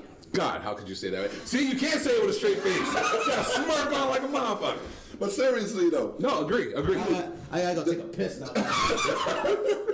there was not one. That couldn't be contender for match of the year. And honestly- those girls told a great story, Uh-huh. executed the match, and I didn't see a botch. No, it was damn good. And honestly, I'm happy they had this match because it showed people what Candice LeRae can really do. Exactly. For people who've never seen Candice LeRae, it was her coming out party, and it was great to have a dance So you're partner. telling me that a woman who dates a wrestler and actually can be good in the ring too?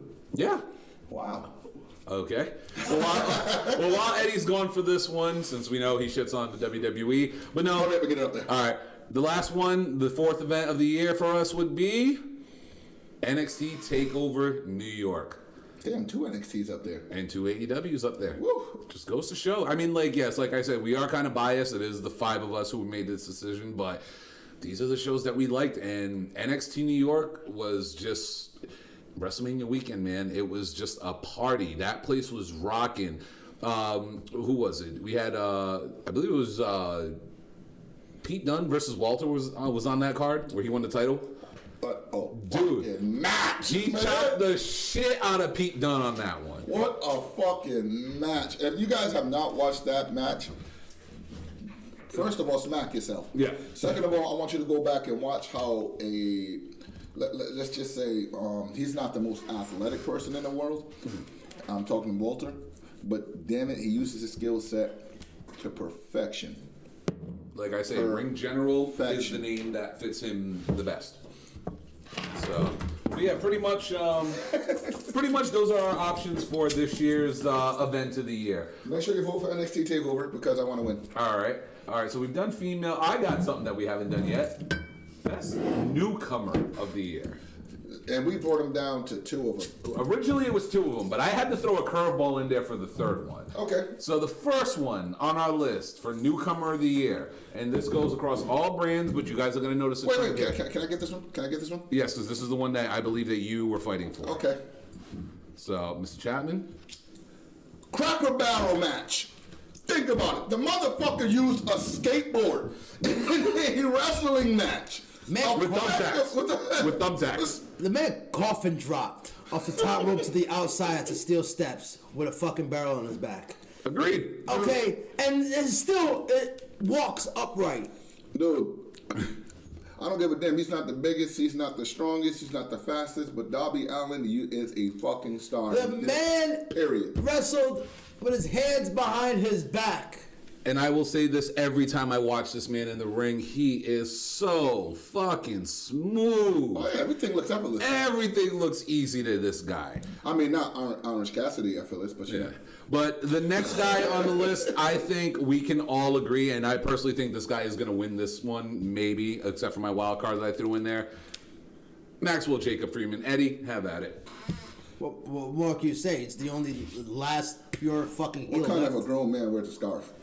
He literally is the last pure heel left on this planet. Yeah. Like, at this point, you hate this man. Like, he is what The Miz used to be. Yeah. Where if you see him on the streets, you know damn well either you swing first at MJF or he's swinging on you. Yeah. Okay? And as Carl can attest, you might get some gum thrown at you. I was there. I had the camera. Okay. I agree. MJF right now is the biggest breakouts, in my eyes, are the biggest breakout star. Corbin this is year. not a heel. Corbin is a clown. No, Corbin is a heel. Corbin is a damn good heel. But the problem with Corbin is his heel heat isn't heel heat. It's go away heat. And that's the problem. Like, the guy's doing his job. Let's get the fuck off my TV and stop reading that goddamn Vince McMahon fucking scripted promo fucking heat. But you know what I mean? Like, Corbin's not bad. Corbin's not bad in the ring. He's a really good... Corbin is indeed a pure heel. But I'm sorry, when it comes to heel heat that you can get behind, that you legit want to hate the guy, not hate the guy to get off television, MJF is that you guy hate right now. MJF. We hate Corbin because of what Corbin is given to do. And he got a raw deal. Corbin got a really raw deal. And a lot of things in Corbin's thing. Go right ahead. Okay. All right. So, and then, of course, I had to throw a wild card in here because it was pretty much unanimous between all of us that these were the two guys. But there's just one more person. And, Mr. Chapman, are you ready for this one? Because I can't even defend it. Okay, well, I'll just do it while you're chewing. I had to go out there and pick a guy that I think took the world by storm this year. This is a man that is just... Anytime he's on television, it's pure gold. Whether he's sitting in the audience, whether he's rolling into the ring with the fans helping him getting rolled in, whether it's putting his hands in his pockets or giving you the most vicious kicks you have ever received in your life, ladies and gentlemen. Tommy Dreamer still can't walk right. My pick for the newcomer Tommy of the still- year, the GOAT, Orange Cassidy. Even Fire Pro Wrestling knows who this. Fire Pro Wrestling even said that the guy ain't nobody ready for him. I'm sorry, MJF, you're a great heel, but you know what I'm saying. Darby Allin, don't fall too hard. Orange Cassidy is my breakout star this year. I'm sorry, ain't nobody touching him, ain't nobody doing nothing. The man was in the bathroom while a brawl broke out. They saw him in the bathrooms. Santana looked at him and was like, Sorry. "Yeah, I'm not fucking with him." Like, And I'm sorry. and just shut the door. You know what I mean? Like, come on, son. I'm sorry. When it comes to newcomers this year, Orange Cassidy is the man right now. Yes, I have big issues. Well, the main roster, not WWE, NXT. Well, I consider NXT a separate brand and everything. So is everybody else who has some damn But- sense. Yeah. Raw and SmackDown. All right. Well, we got a couple more categories. Let's try to bang these out real quick. Before we do, Yes. I was drunk as hell last night, right? Went to the barcade. This is just a story. I'm sorry, Stevie's in the chat, so I got to pop up. And just let me know if you think this is weird, all right? So we leave the barcade, me and my brother parked in two separate areas. I'm parked right next to the building. He has to go, like, around the block. And I'm walking around my Black and Miles, and I'm at a lighter, all right? So I see a bunch of people, you know, I guess they're all riled up and fighting and shit. So I just walk into the middle of them, and I just ask for a lighter. Is that weird? No, I mean, if you needed a light, They gave me a lighter? I mean, if they stopped what they were doing and, Give you me a know. lighter, and I just continued on my next. Stevie thinks that was the weirdest thing ever. I just wanted a lighter. All right, well, we're gonna do the tag teams of the year. Now, tag team of the year, like I said, it was legitimately almost unanimous to the point where we weren't even gonna put a vote out. But Eddie had to vote differently, so we put his on the ballot, and I didn't want it to seem too much of a one-sided thing. So the first team that's gonna be on the list, Eddie, you might as well do it. And yes, I didn't put Jurassic Express. I put JB for Jungle Book. This is Jurassic Express. Who the fuck is the Jurassic Express? I don't know. It's just a Jungle Book. That's I'm taking definitely credit for that shit. name. Come on. What more can you ask for? A better name? They're not the Jurassic Express. Okay, the name takes some getting. The name takes some getting. But come on, Luchasaurus and Jungle Boy, these are so fucking over. They are. They're more over. They're the most over tag. And They're Marco. more over. And Marco. And Marco. By association, Marco's more over than goddamn Adam Cole because he's associated with them. And they're over. They're more over than Adam Cole is. I don't care what you say. Okay, they're more over than War Machine was. Okay, they're a better tag team than Revival. Don't spill your beer. Okay? Okay, I legit fucking jumped up. I was like, yes! When Luchasaurus music hit and came out. No, I ain't gonna lie. I popped like all hell, yes! too. I love was Luchasaurus. like, yes! Okay, I had a yes movement in my house. I was like, yes! Yes! All right. Yes! All right, so the next tag team, we do got to get in there. And Mr. Chapman, this is, I think I should do this one, even though I think these next two really would be either one of your choices. Please defend the Lucha Bros. First of all, before you talk about the Luchasaurus in the ring, you gotta realize that they're in every ring because they're everywhere. Everywhere? Everywhere. They're the only guys that work more shows and more fucking dates than the WWE main roster does. By themselves. There's 365 days in a year, and they're working 366. All right. They work 2 matches on leap years. Leap year, They, bitches. no, but honestly though, when it comes to pure wrestling talent, chemistry, athleticism, I mean, these motherfuckers got a catchphrase that's over, and it's not even in English. How fucking hard is it to get a catchphrase over in Spanish? Remember when fucking Alberto Del Rio tried to get his whole C thing going over, and Daniel Bryan just smacked the shit out of that, like, stop trying to bite my shit?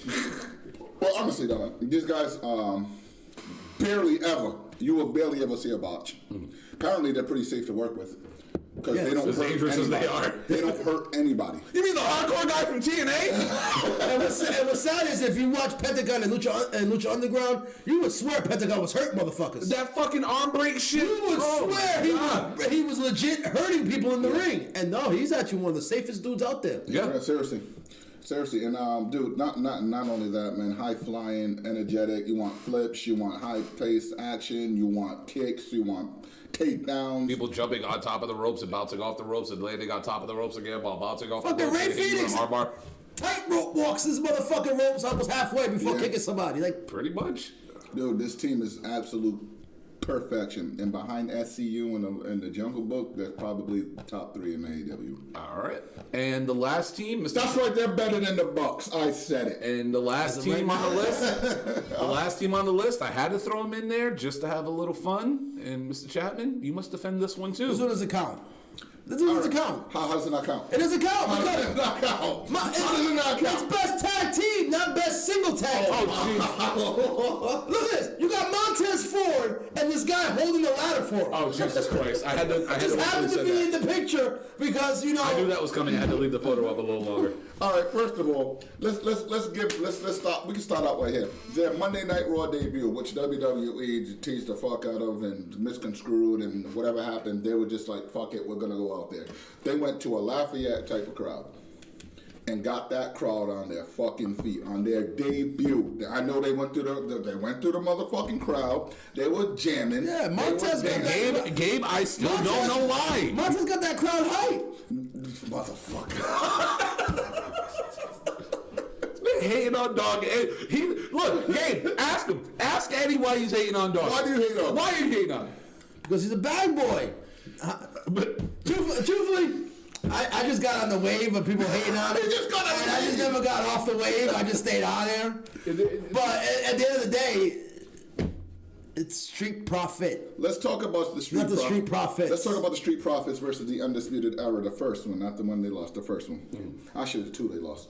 Let's talk about the first one. Yeah, Montez had a tag The team one partner. that He made would've won. Carl Bird drink White Claw because I picked him for the culture. You were the one that picked him. Okay, that just happened. That was the win. Honestly, that was the win of the weekend. Now, I know. So- I told you that. Congratulations, Montez Ford.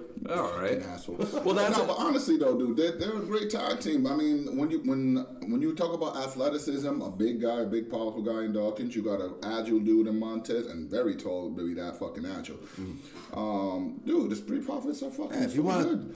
What, you know, if you say that you it's like so- to say people, certain people get carried and everything.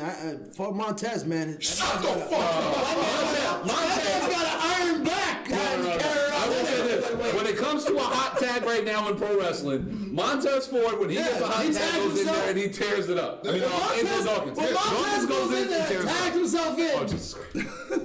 See, even he got me saying it, but no. All right, so those are our nominees for Tag Team of the Year. Moment of the Year. So, Moment of the Year, it pretty much came down to 2 options for us because there were 2 really important things that occurred this year. And the first one, we're going to have to go with, and I think me and Eddie were really gung-ho about this one, the announcement of All Elite Wrestling becoming a company. T-shirt company. They went from a T-shirt Yeah, company. the T-shirt company announcing we're no longer a T-shirt company. We are a pro bitches. wrestling company. And then me announcing to all of you that they got a TNT deal. Thank me, bitches. But I'm sorry, when it comes to the history of pro wrestling, It's gonna be, and if AEW lasts as long as we all want it to It's last, gonna last forever because it's fucking great. yeah, it's a great product. And like we said, we're not hating on WWE when we say this. It's a very good show. It's something that, you know, it's an alternative. Eddie will say it, I won't. But it's an alternative program. It's a good show. They got young wrestlers, hungry wrestlers. They got great promos. They got great brawls. They got good matches. The pay-per-views, you never know what the fuck you're gonna get. And no company will ever like sponsor a blood and guts type of match. Yeah, well, they're getting sponsored now. Cracker Barrel. So to me, January 1st, the announcement, it was a big deal. And the other big event that we had this year that we were all riding the wave on, Put it up!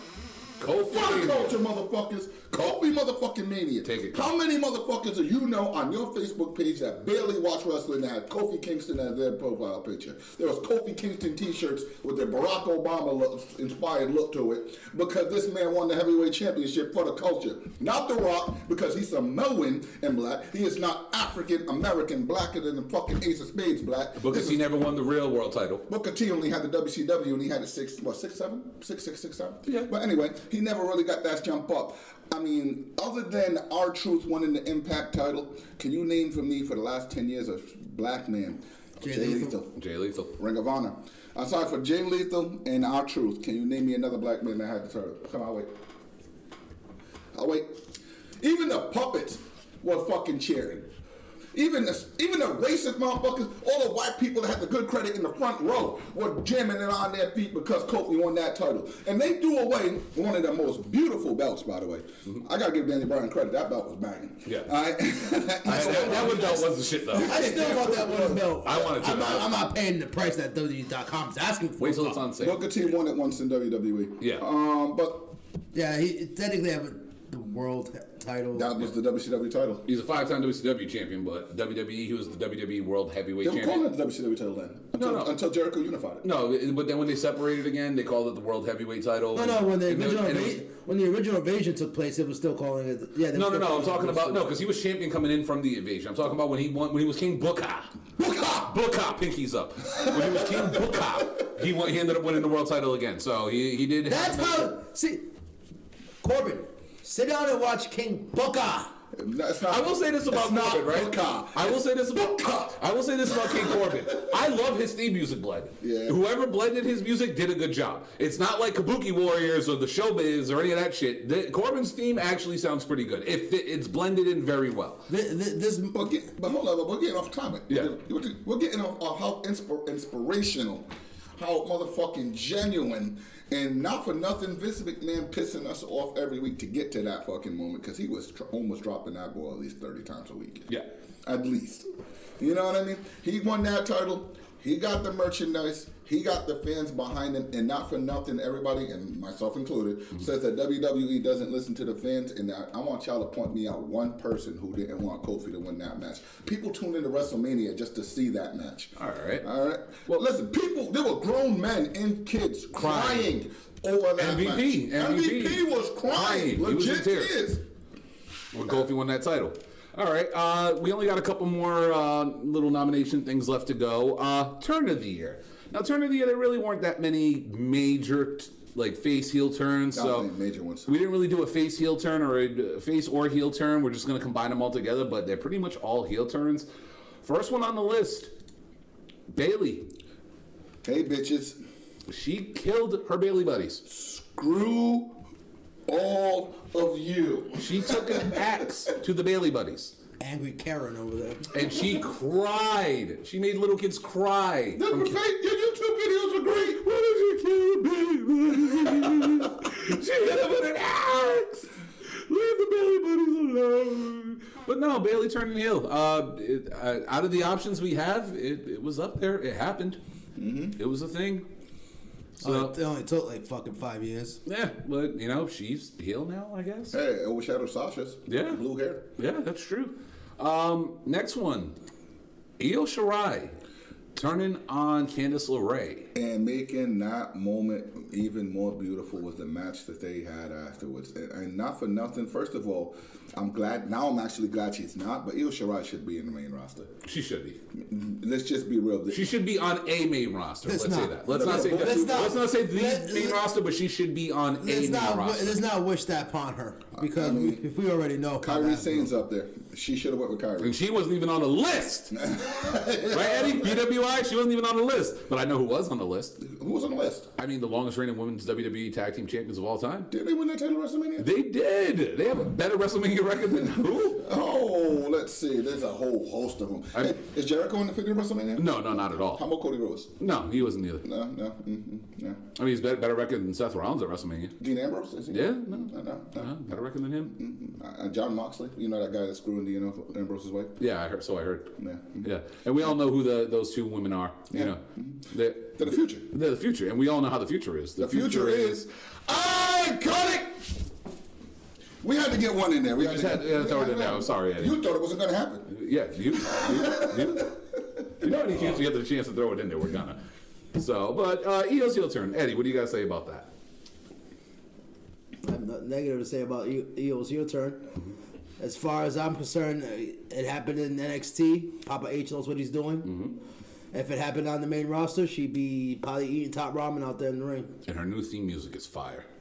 Not for nothing, really. It's plus the Japanese do that. I think that. It's actually getting to the point now where Io's more tweener than heel because people are just loving her. Dude, because she's fucking great in the ring. Fans are finding. And she can actually do a moonsault on that plastic plank of wood called Charlotte Flair. Charlotte got a great moonsault. Great! Charlotte Flair's moonsault is garbage. No, she's a gymnast. Her fucking moonsault is... You can hate on Charlotte for a long time. Her moonsault is trash. No. Trash. No, you gotta remember, she's a gymnast. She does it different. It's not like she's going full acai moonsault. Like her moonsault is trash. No, I'm sorry. The bitch does a backflip. She doesn't even do a moonsault. She does a backflip. But about that turn, though, she went from fan favorite, losing the match for the NXT Women's title, I believe the Shayna Baszler. Yes. And then went ahead and took it out on Candice LeRae, and everybody was like, what the hell's going on? And that total attitude change skyrocketed her, in my opinion, in terms of rankings. I do want to do one other rankings before we end this podcast. I didn't tell you guys about this. Okay. But I do have the power rankings at hand for the AEW as a whole. We're going to discuss that. All right. And the last turn that we have for Turn of the Year, this made major news when it happened. Did the buzz really continue? Don't know. But when Kenta joined the Bullet Club. The buzz still continues, but just people won't know because, wrestling fans only watch one wrestling product, But Kenta turning on Shibata. Put the picture back up. Picture back up. Picture back up. Thank you. Okay, we already gave you one. I want one of you loyalist puppet dickwads to actually name me 2 of the 5 other people in that ring. Just 2. Not us? Motherfucker, you know all of them. Okay, well, I'm just saying. Special prize to anybody who can name everybody in that ring. But no, I think the Kenta turn, it was... Just for the record, since I've been watching New Japan, it's fucking great. Yeah, it is. It's fucking great. It really is. It honestly is good wrestling. The Kenta turn was perfect. They came out of fucking absolutely nowhere. He had just come back to Japan. He was literally, people were... He got nuded in NXT. They were bowing to him finally coming home, okay? He came in with Shibata, who is... we know you're not a puppet. Who is a legend in his own rights in Japan, okay? Who's great friends with Kenta. And for him to turn and to join the Bullet Club, and now he's never openweight champion as well. It was just magical because everybody expected him to come back and be the giant baby face that everybody loved, and he's gonna skyrocket to the main event. And nope, took a left turn. Okay, we might get it. There's still hopes for Shibata versus Kenta, which will literally, if you want to see strong style, that will be strong style. Alrighty, well, the last 2 little sets of nomination things that we have, one of them is promo of the year, which we think, What was that promo that stood out for No, you? you didn't, Adrian. You don't watch New Japan Wrestling. So how would you expect it to happen if you don't watch the product? What's going on, Adrian? All right, so promo of the year. We each selected some promos that I think were pretty damn good for this year. Fucking Adrian, man. Go ahead. So, what's Do you up? even watch wrestling anymore? All right, so the first promo from this year, and I believe, Mr. Chapman, this was your selection. Cody kills the Attitude Era. That fucking promo. First of all, it wasn't an AE Dynamite. Promo. It wasn't something that was even actually. It was a that build-up. promo was a build up to the match between the brothers. All right. You know what I mean? And this wasn't something that I know everybody who just started watching AEW from AEW might not even heard it. If you haven't heard it, go back and look it up because this motherfucker put on a promo. All right, so really That's quick. a clinic. So what I'm That is Dusty Rhodes 101 on how to do a fucking promo. I'm sorry, I know he's his offspring, so he's cheating, but damn it, that was greatness. So what I want to do is I actually have the audios pulled up for the promos that we have nominated. So what I want to do is I'm going to play a smaller, short version of this promo that Kyle is speaking about. So this is the Cody Rhodes killing the Attitude Era. Is it my turn now? Oh wait, wrong one. Hold on. This is the promo. Taylor, I wish you had the video because I love my brother. I know. I have always loved my brother. When you're a little kid and you're going to the Omni in Atlanta, Georgia, and here he comes, tall, blonde, every woman in the place going absolutely nuts for him. I'd say at one point he was my hero.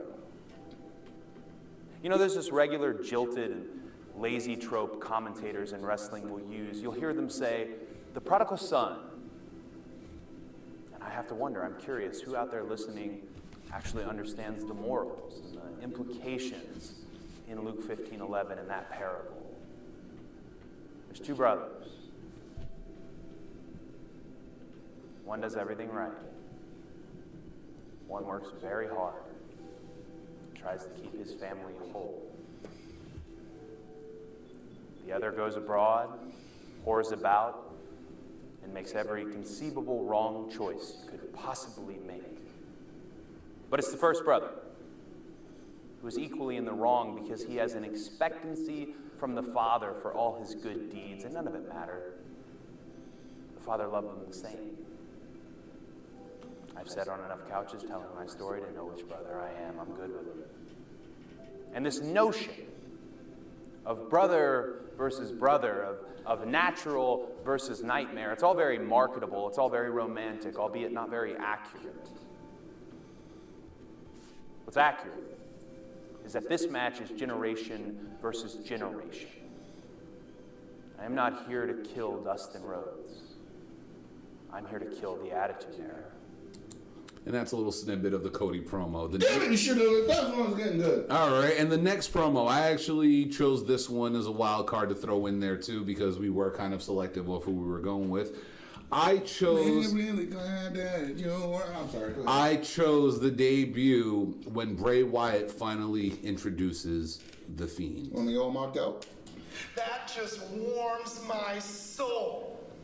But don't worry, there's still a lot of darkness in this old noggin. But this time's different. This time, I learned how to harness it, how to control it. So what do you say? You want to see my secret? This was executed so fucking perfectly, man. It was.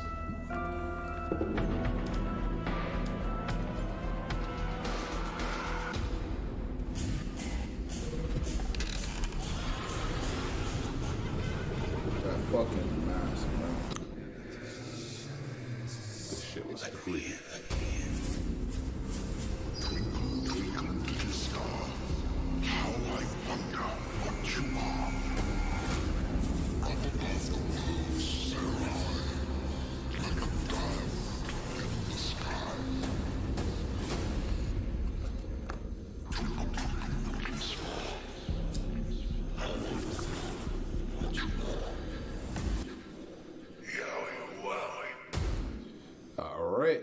the next promo. Since No, that didn't even do it justice. We needed the video. I know we need the video, but I Audio did that no justice. I know, trust me. I would love to have I'm just the video picturing up. it in my head. Yeah, but that's how good it was. It was one of those things that's like, damn, that was a good moment. The next promo was actually just done recently. It was another Cody Rhodes promo where he was actually in ring I believe it was the Go Home show before Full Gear. And I tried to cut this up and try to make it as short as possible because it was a long promo, but it's like about a minute or so. Just give it a listen. It's Cody talking about Chris Jericho and the sacrifices he has made. And for the last year, I've told everybody, every podcast, every radio, every correspondent, I've shouted it off the rooftops how proud I am of AEW, how proud I am of the all-inclusive nature, of the schedule, of the pay, of the fact that we will listen. This is Ellis Island for a professional wrestler. If I do not defeat Chris Jericho at Full Gear, I will never challenge for the AEW World Championship again. You still calling bullshit on that one? Yeah, I'm still calling bullshit on that. Chris Jericho, that is a very big if. It's not an encumbrance. It's not an albatross that is going to sit on your chest and weigh you down. It is going to vanish. You've taken to calling my lot entitled millennials. You've called me an entitled millennial bitch. I neglected to read in your best-selling book, A Lion's Tale, which you can get on Amazon for $3 or at any flea market. I neglected to read Bird, about the upbringing you had that was so hard. You talked about my silver spoon. Gosh, it must have been so difficult being the upper-class son of a famous hockey player. It is almost like we shared the exact same silver spoon, you stupid dick. You dismissed every accomplishment I've made. Adrian, you have a chance to vote. You've talked about my father. Well, you call me an entitled millennial, I call you a carny succubus, because the dirty secret about you, the dirty secret is you need this generation more than it needs you. And you've surrounded yourself with impressionable youth. This isn't about my dad. This isn't about the dead, it's about the living. It's about my mother. It's about my sister. It's about my wife. It's about the 14 years it took me to go from undesirable to un-goddamn deniable. What? All right. First of all, Cody's cheating, man. Cody had the natural, excuse me, not the natural. He had the American dream as a father. Yes. All right. And if anybody, any wrestling enthusiast, any wrestling historian, or any wrestling fan will tell you that when it comes to promo work, there's not many wrestlers of the millions that you can name that had better promos than Dusty Rhodes, period. Understandable. I don't give a damn who you point to. You can say, oh, CM Punk had that pipe bomb. One great one. I can think of 16 off the top of my head that Dusty Rhodes put down in NWA, from the Hard Times promo to the one that Cody emulated at the end of the match. We need to seal this with a hug with Dustin Rhodes. Yeah, dude, that's actually Mr. Bird's thing, and I'm sorry, Carl, I legitimately did not remember to download that one, but that one for anybody who's ever heard it. I Need My Brother. Yeah, I Need My Brother. My pick for this one, this is gonna be the last promo that I'm gonna play for you guys for promo of the year, is one that I don't think you guys have actually heard, depending on how much of the NWA Power Show that you guys watch. Which you can watch on YouTube. You can watch on YouTube. It's one of my favorite shows right now. And this was the opening promo from Nick Aldis on that show. Get him. And this, to me, is what a world champion is supposed to sound like. Matter of fact, shout out to Adrian because his coach won today. Yes. What does all of this mean to you? David, an incredibly brilliant, handsome man once said, "It is so hard to be humble." And when I think about the fact that I'm coming up on 1 year, 365 days as the real world's champion,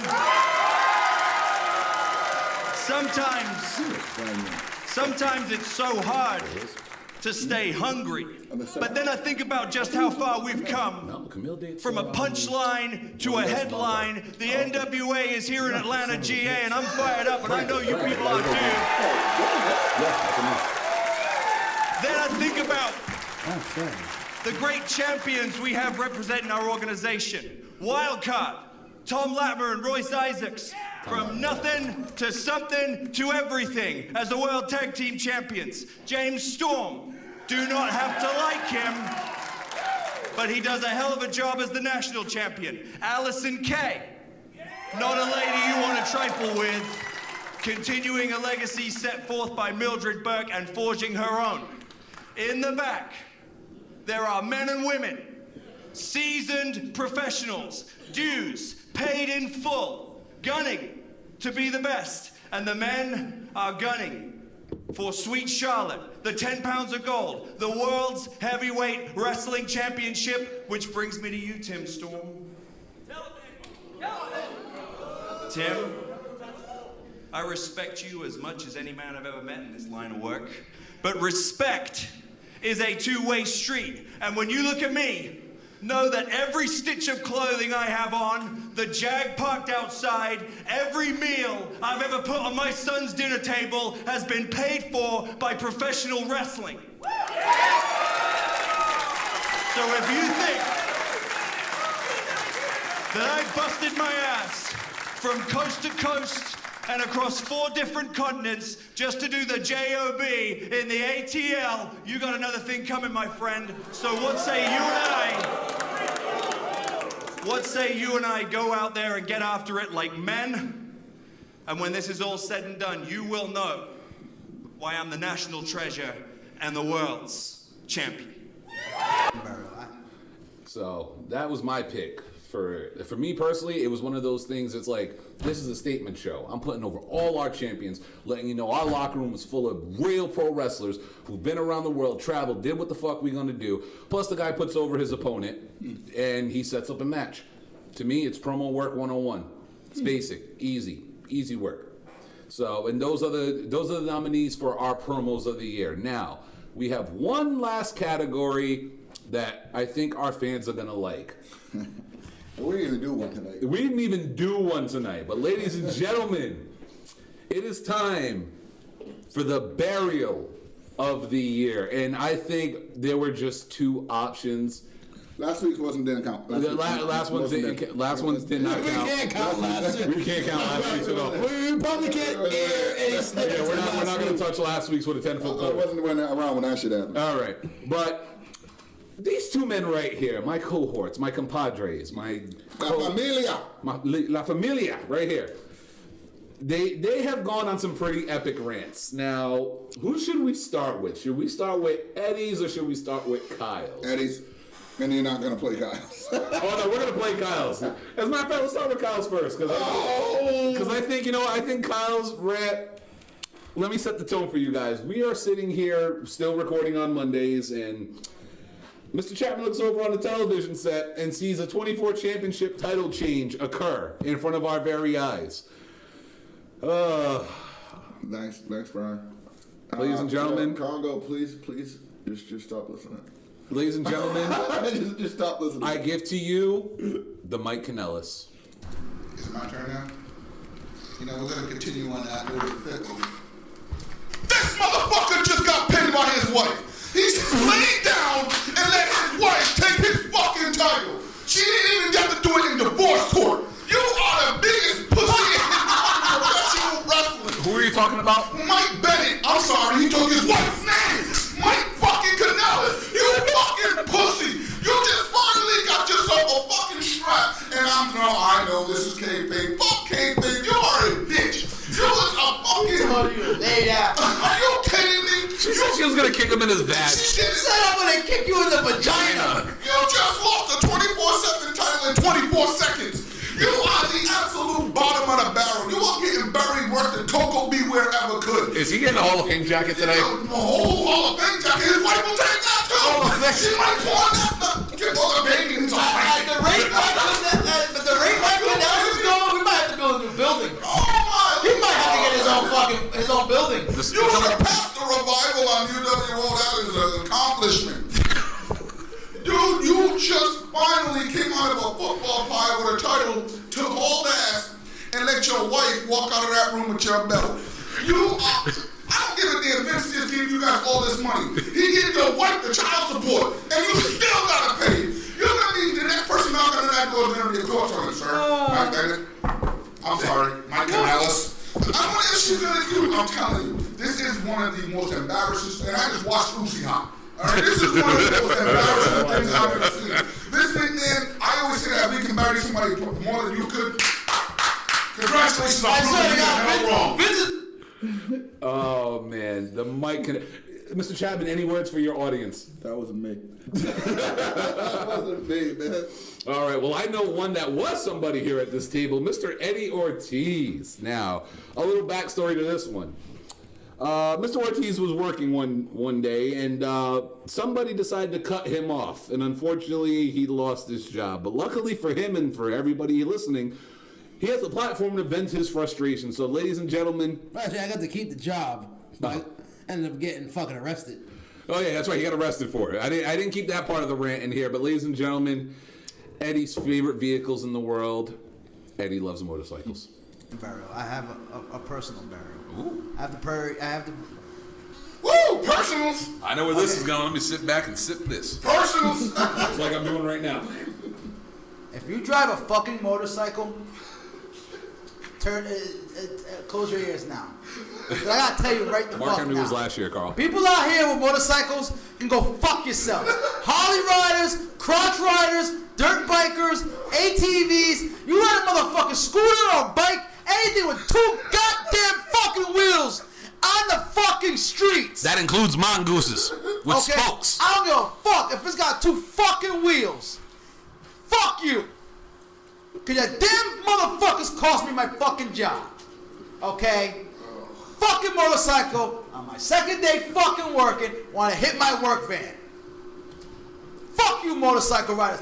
Fuck your wives, fuck your kids, fuck your houses, fuck your dogs, fuck your couches, fuck everything. Say it with your chest. Okay? Say it for the plug. Especially you motherfucking middle-aged motherfucking construction working looking motherfuckers who you know after fucking work you're doing some fucking blow, picking up a hooker, having some beers, and then riding your damn fucking ugly ass, played out, too loud for the streets, fucking Harleys. In love with the gold. And who the fuck passes on the left? Ladies and gentlemen, Eddie, do you have any words for your fans out Who there? the fuck passes on the left? The fuck is wrong with people on motorcycles? You're supposed to pass on the left. Okay? You're supposed to pass on the left. No. We're not going. We're not triggering him anymore. Eddie has gone to counseling about this. I think it's been taken care of. Fuck Kawasaki's. Oh Jesus.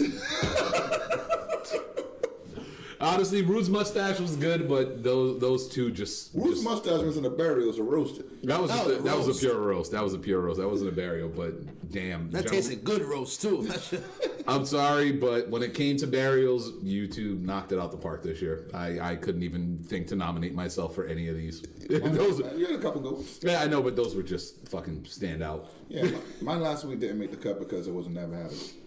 Yeah, we're gonna act As a matter of fact, I'm gonna go ahead and delete that. I still hate everybody on 2 wheels. Even And on if 2 anybody, legs. and if anybody's wondering and cares to go back to listen to the entire rants, Eddie's rant was episode 45. 45. Mr. Chapman's was 44. 44. So if you want to go back and find, that was bang bang. That was a back-to-backer. So Bang, we were hot those 2 weeks. So Bang bang. But yes, those are the nominees. I will be making a page for the UWO Awards, and I will have the polls up sometime tomorrow, so that way you guys can vote, and next week we will reveal who the winners are. Just make sure you vote for everybody I nominated, just so I can get a clean sleep and brag about it next week. I'm not going to say who voted or who nominated what, but I'm going to brag every one of mine's gonna win. but yes, no, but yeah, that's pretty much all of our nominations for our UWO Awards. And we're pretty much 2 hours over, and I don't think we have enough time for burials. No, not this week. All right, guys. Yep. Can I get one? Go right ahead. Burying my damn self, man. Last week I was so immature. I was talking to all of you impressionable UWO viewers, and damn it, I went over the line. I'm not touching this one. I went over the line, and I'm staying away. No apologies. Nah, but honestly though, I'm gonna be real with you. Not for nothing. Last week, I understand that everybody who knows me personally knows that I was joking. It was just a joke. It was all it was. I respect what Nyla Rose does. I think you're horrible at it, but I do respect that you're doing what you want to do with your life. And honestly, I'm going to humbly apologize for last week. I did get a little carried away. However, having said that, you suck in the ring. There you go. Okay. So you really be using those words, Nyla Rose? Here we All right. Nyla Rose, you suck. Here we go. No, but I mean, I think that you are a terrible wrestler. I'm going to go on record and say you're a terrible wrestler, but you're actually doing it, so I can't knock you. Okay. So, good apology. That was heartfelt. It's probably going to be the last apology we have on the show for a long In time. the history of ever. Yes. So, mark this one down, too. Yeah. All right. I'm going to mean that one the next day, and that was actually me that typed it. That wasn't anybody else. And number one, let's just say a really strong woman that said that don't ever do that shit again. Yeah. Okay. I ain't going to say who did it because I don't want y'all laughing at me. It's all good. It's all good. Does it involve 1-900-909-9900? No ass whooping in the history of ass whoopings will ever top that. I want y'all to think about the worst ass whooping you ever got in your life. All right, times that by 10 and an extension cord, and that's pretty much what I got for that. I don't know. I grew up with a single Dominican mother. I could probably match your ass whooping and raise you. You raised up. I got Kunta whipped when I was a kid. Damn. You see my brothers? I got Kunta whipped when I was a kid. Damn. They with a Nintendo and everything. So, Dominic, you pretty much missed the show. You missed everything, Dominic. What the hell were you? We're actually going to be wrapping up shortly. Damn it. So. Wait, Dominic, we don't allow her because Dominic said. Anyway. But yes, but no, like I said, that's our nomination episode for this week. Anything else you guys want to throw in, or anything you want to touch on real quick? Damn, we got hold up with a cut off. Whole shot. That hurt. One other thing we can touch on is Z's. You see, sleep comes very, very rarely, and I miss it. Someone go get some damn sleep. All right. Sounds good. Eddie, anything? I gotta be up at fucking 7:30 in the morning, so. All right. Well, I guess that's the end of the show for us this week, ladies and gentlemen. Oh, that is true. Happy birthday. Happy birthday, Dominique. Partying it up. Hopefully in a birthday suit. I mean, like, a nice suit, for her birthday. Her birthday. I'll come out of here. 2 buttons. All right, I'm out of here. Power suit, track suit, leisure suit. Oh, jeez. Party suit. Yeah, pretty much, Gabe. Thanks for staying with us, Gabe. Thanks for with us this week. Don't know what happened this week, but thank you.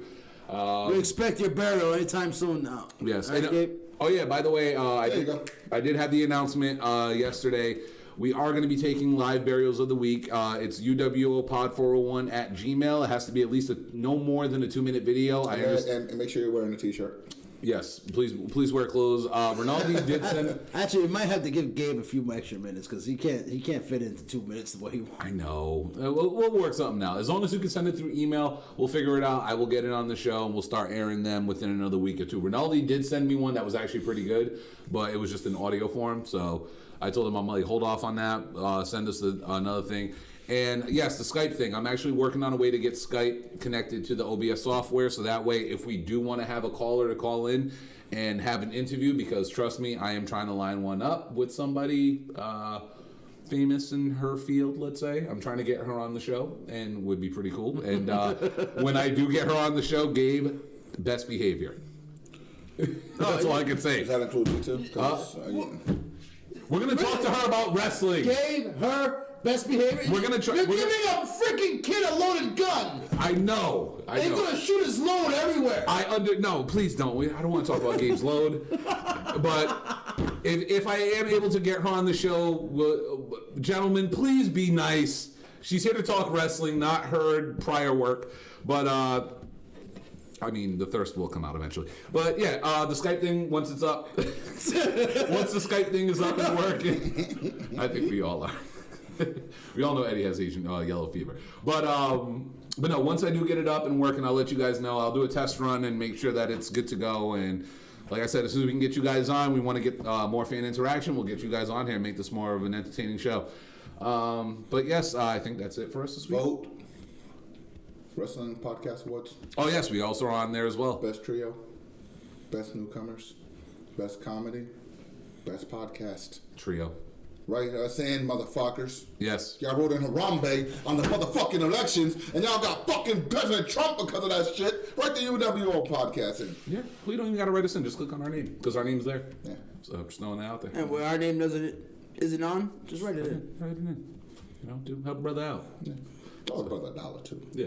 We'll take best duo. I don't give a fuck. I'll take an award. If I can sit out here with a Slammy in my hand, I'll take it. Just like Owen Hart, you nougat. I am not a nougat. Best duo, you know, me and Brian, you know what I mean? Because I don't know who that other guy is. He's obviously the. Are you calling him the Angelo Dawkins of the group? Not Jackson. Not Jackson. You know. Oh God! If anything, I might They're tag teams. Nick Jackson and Angelo Dawkins are real people. They're real people. Damn it. Oh man. Well, all right. So we've had this go long enough. We good for this week? I'm golden. Shout out to my razor because my head is looking extra shiny tonight. Alrighty, y'all. We will catch y'all next week for the actual awards.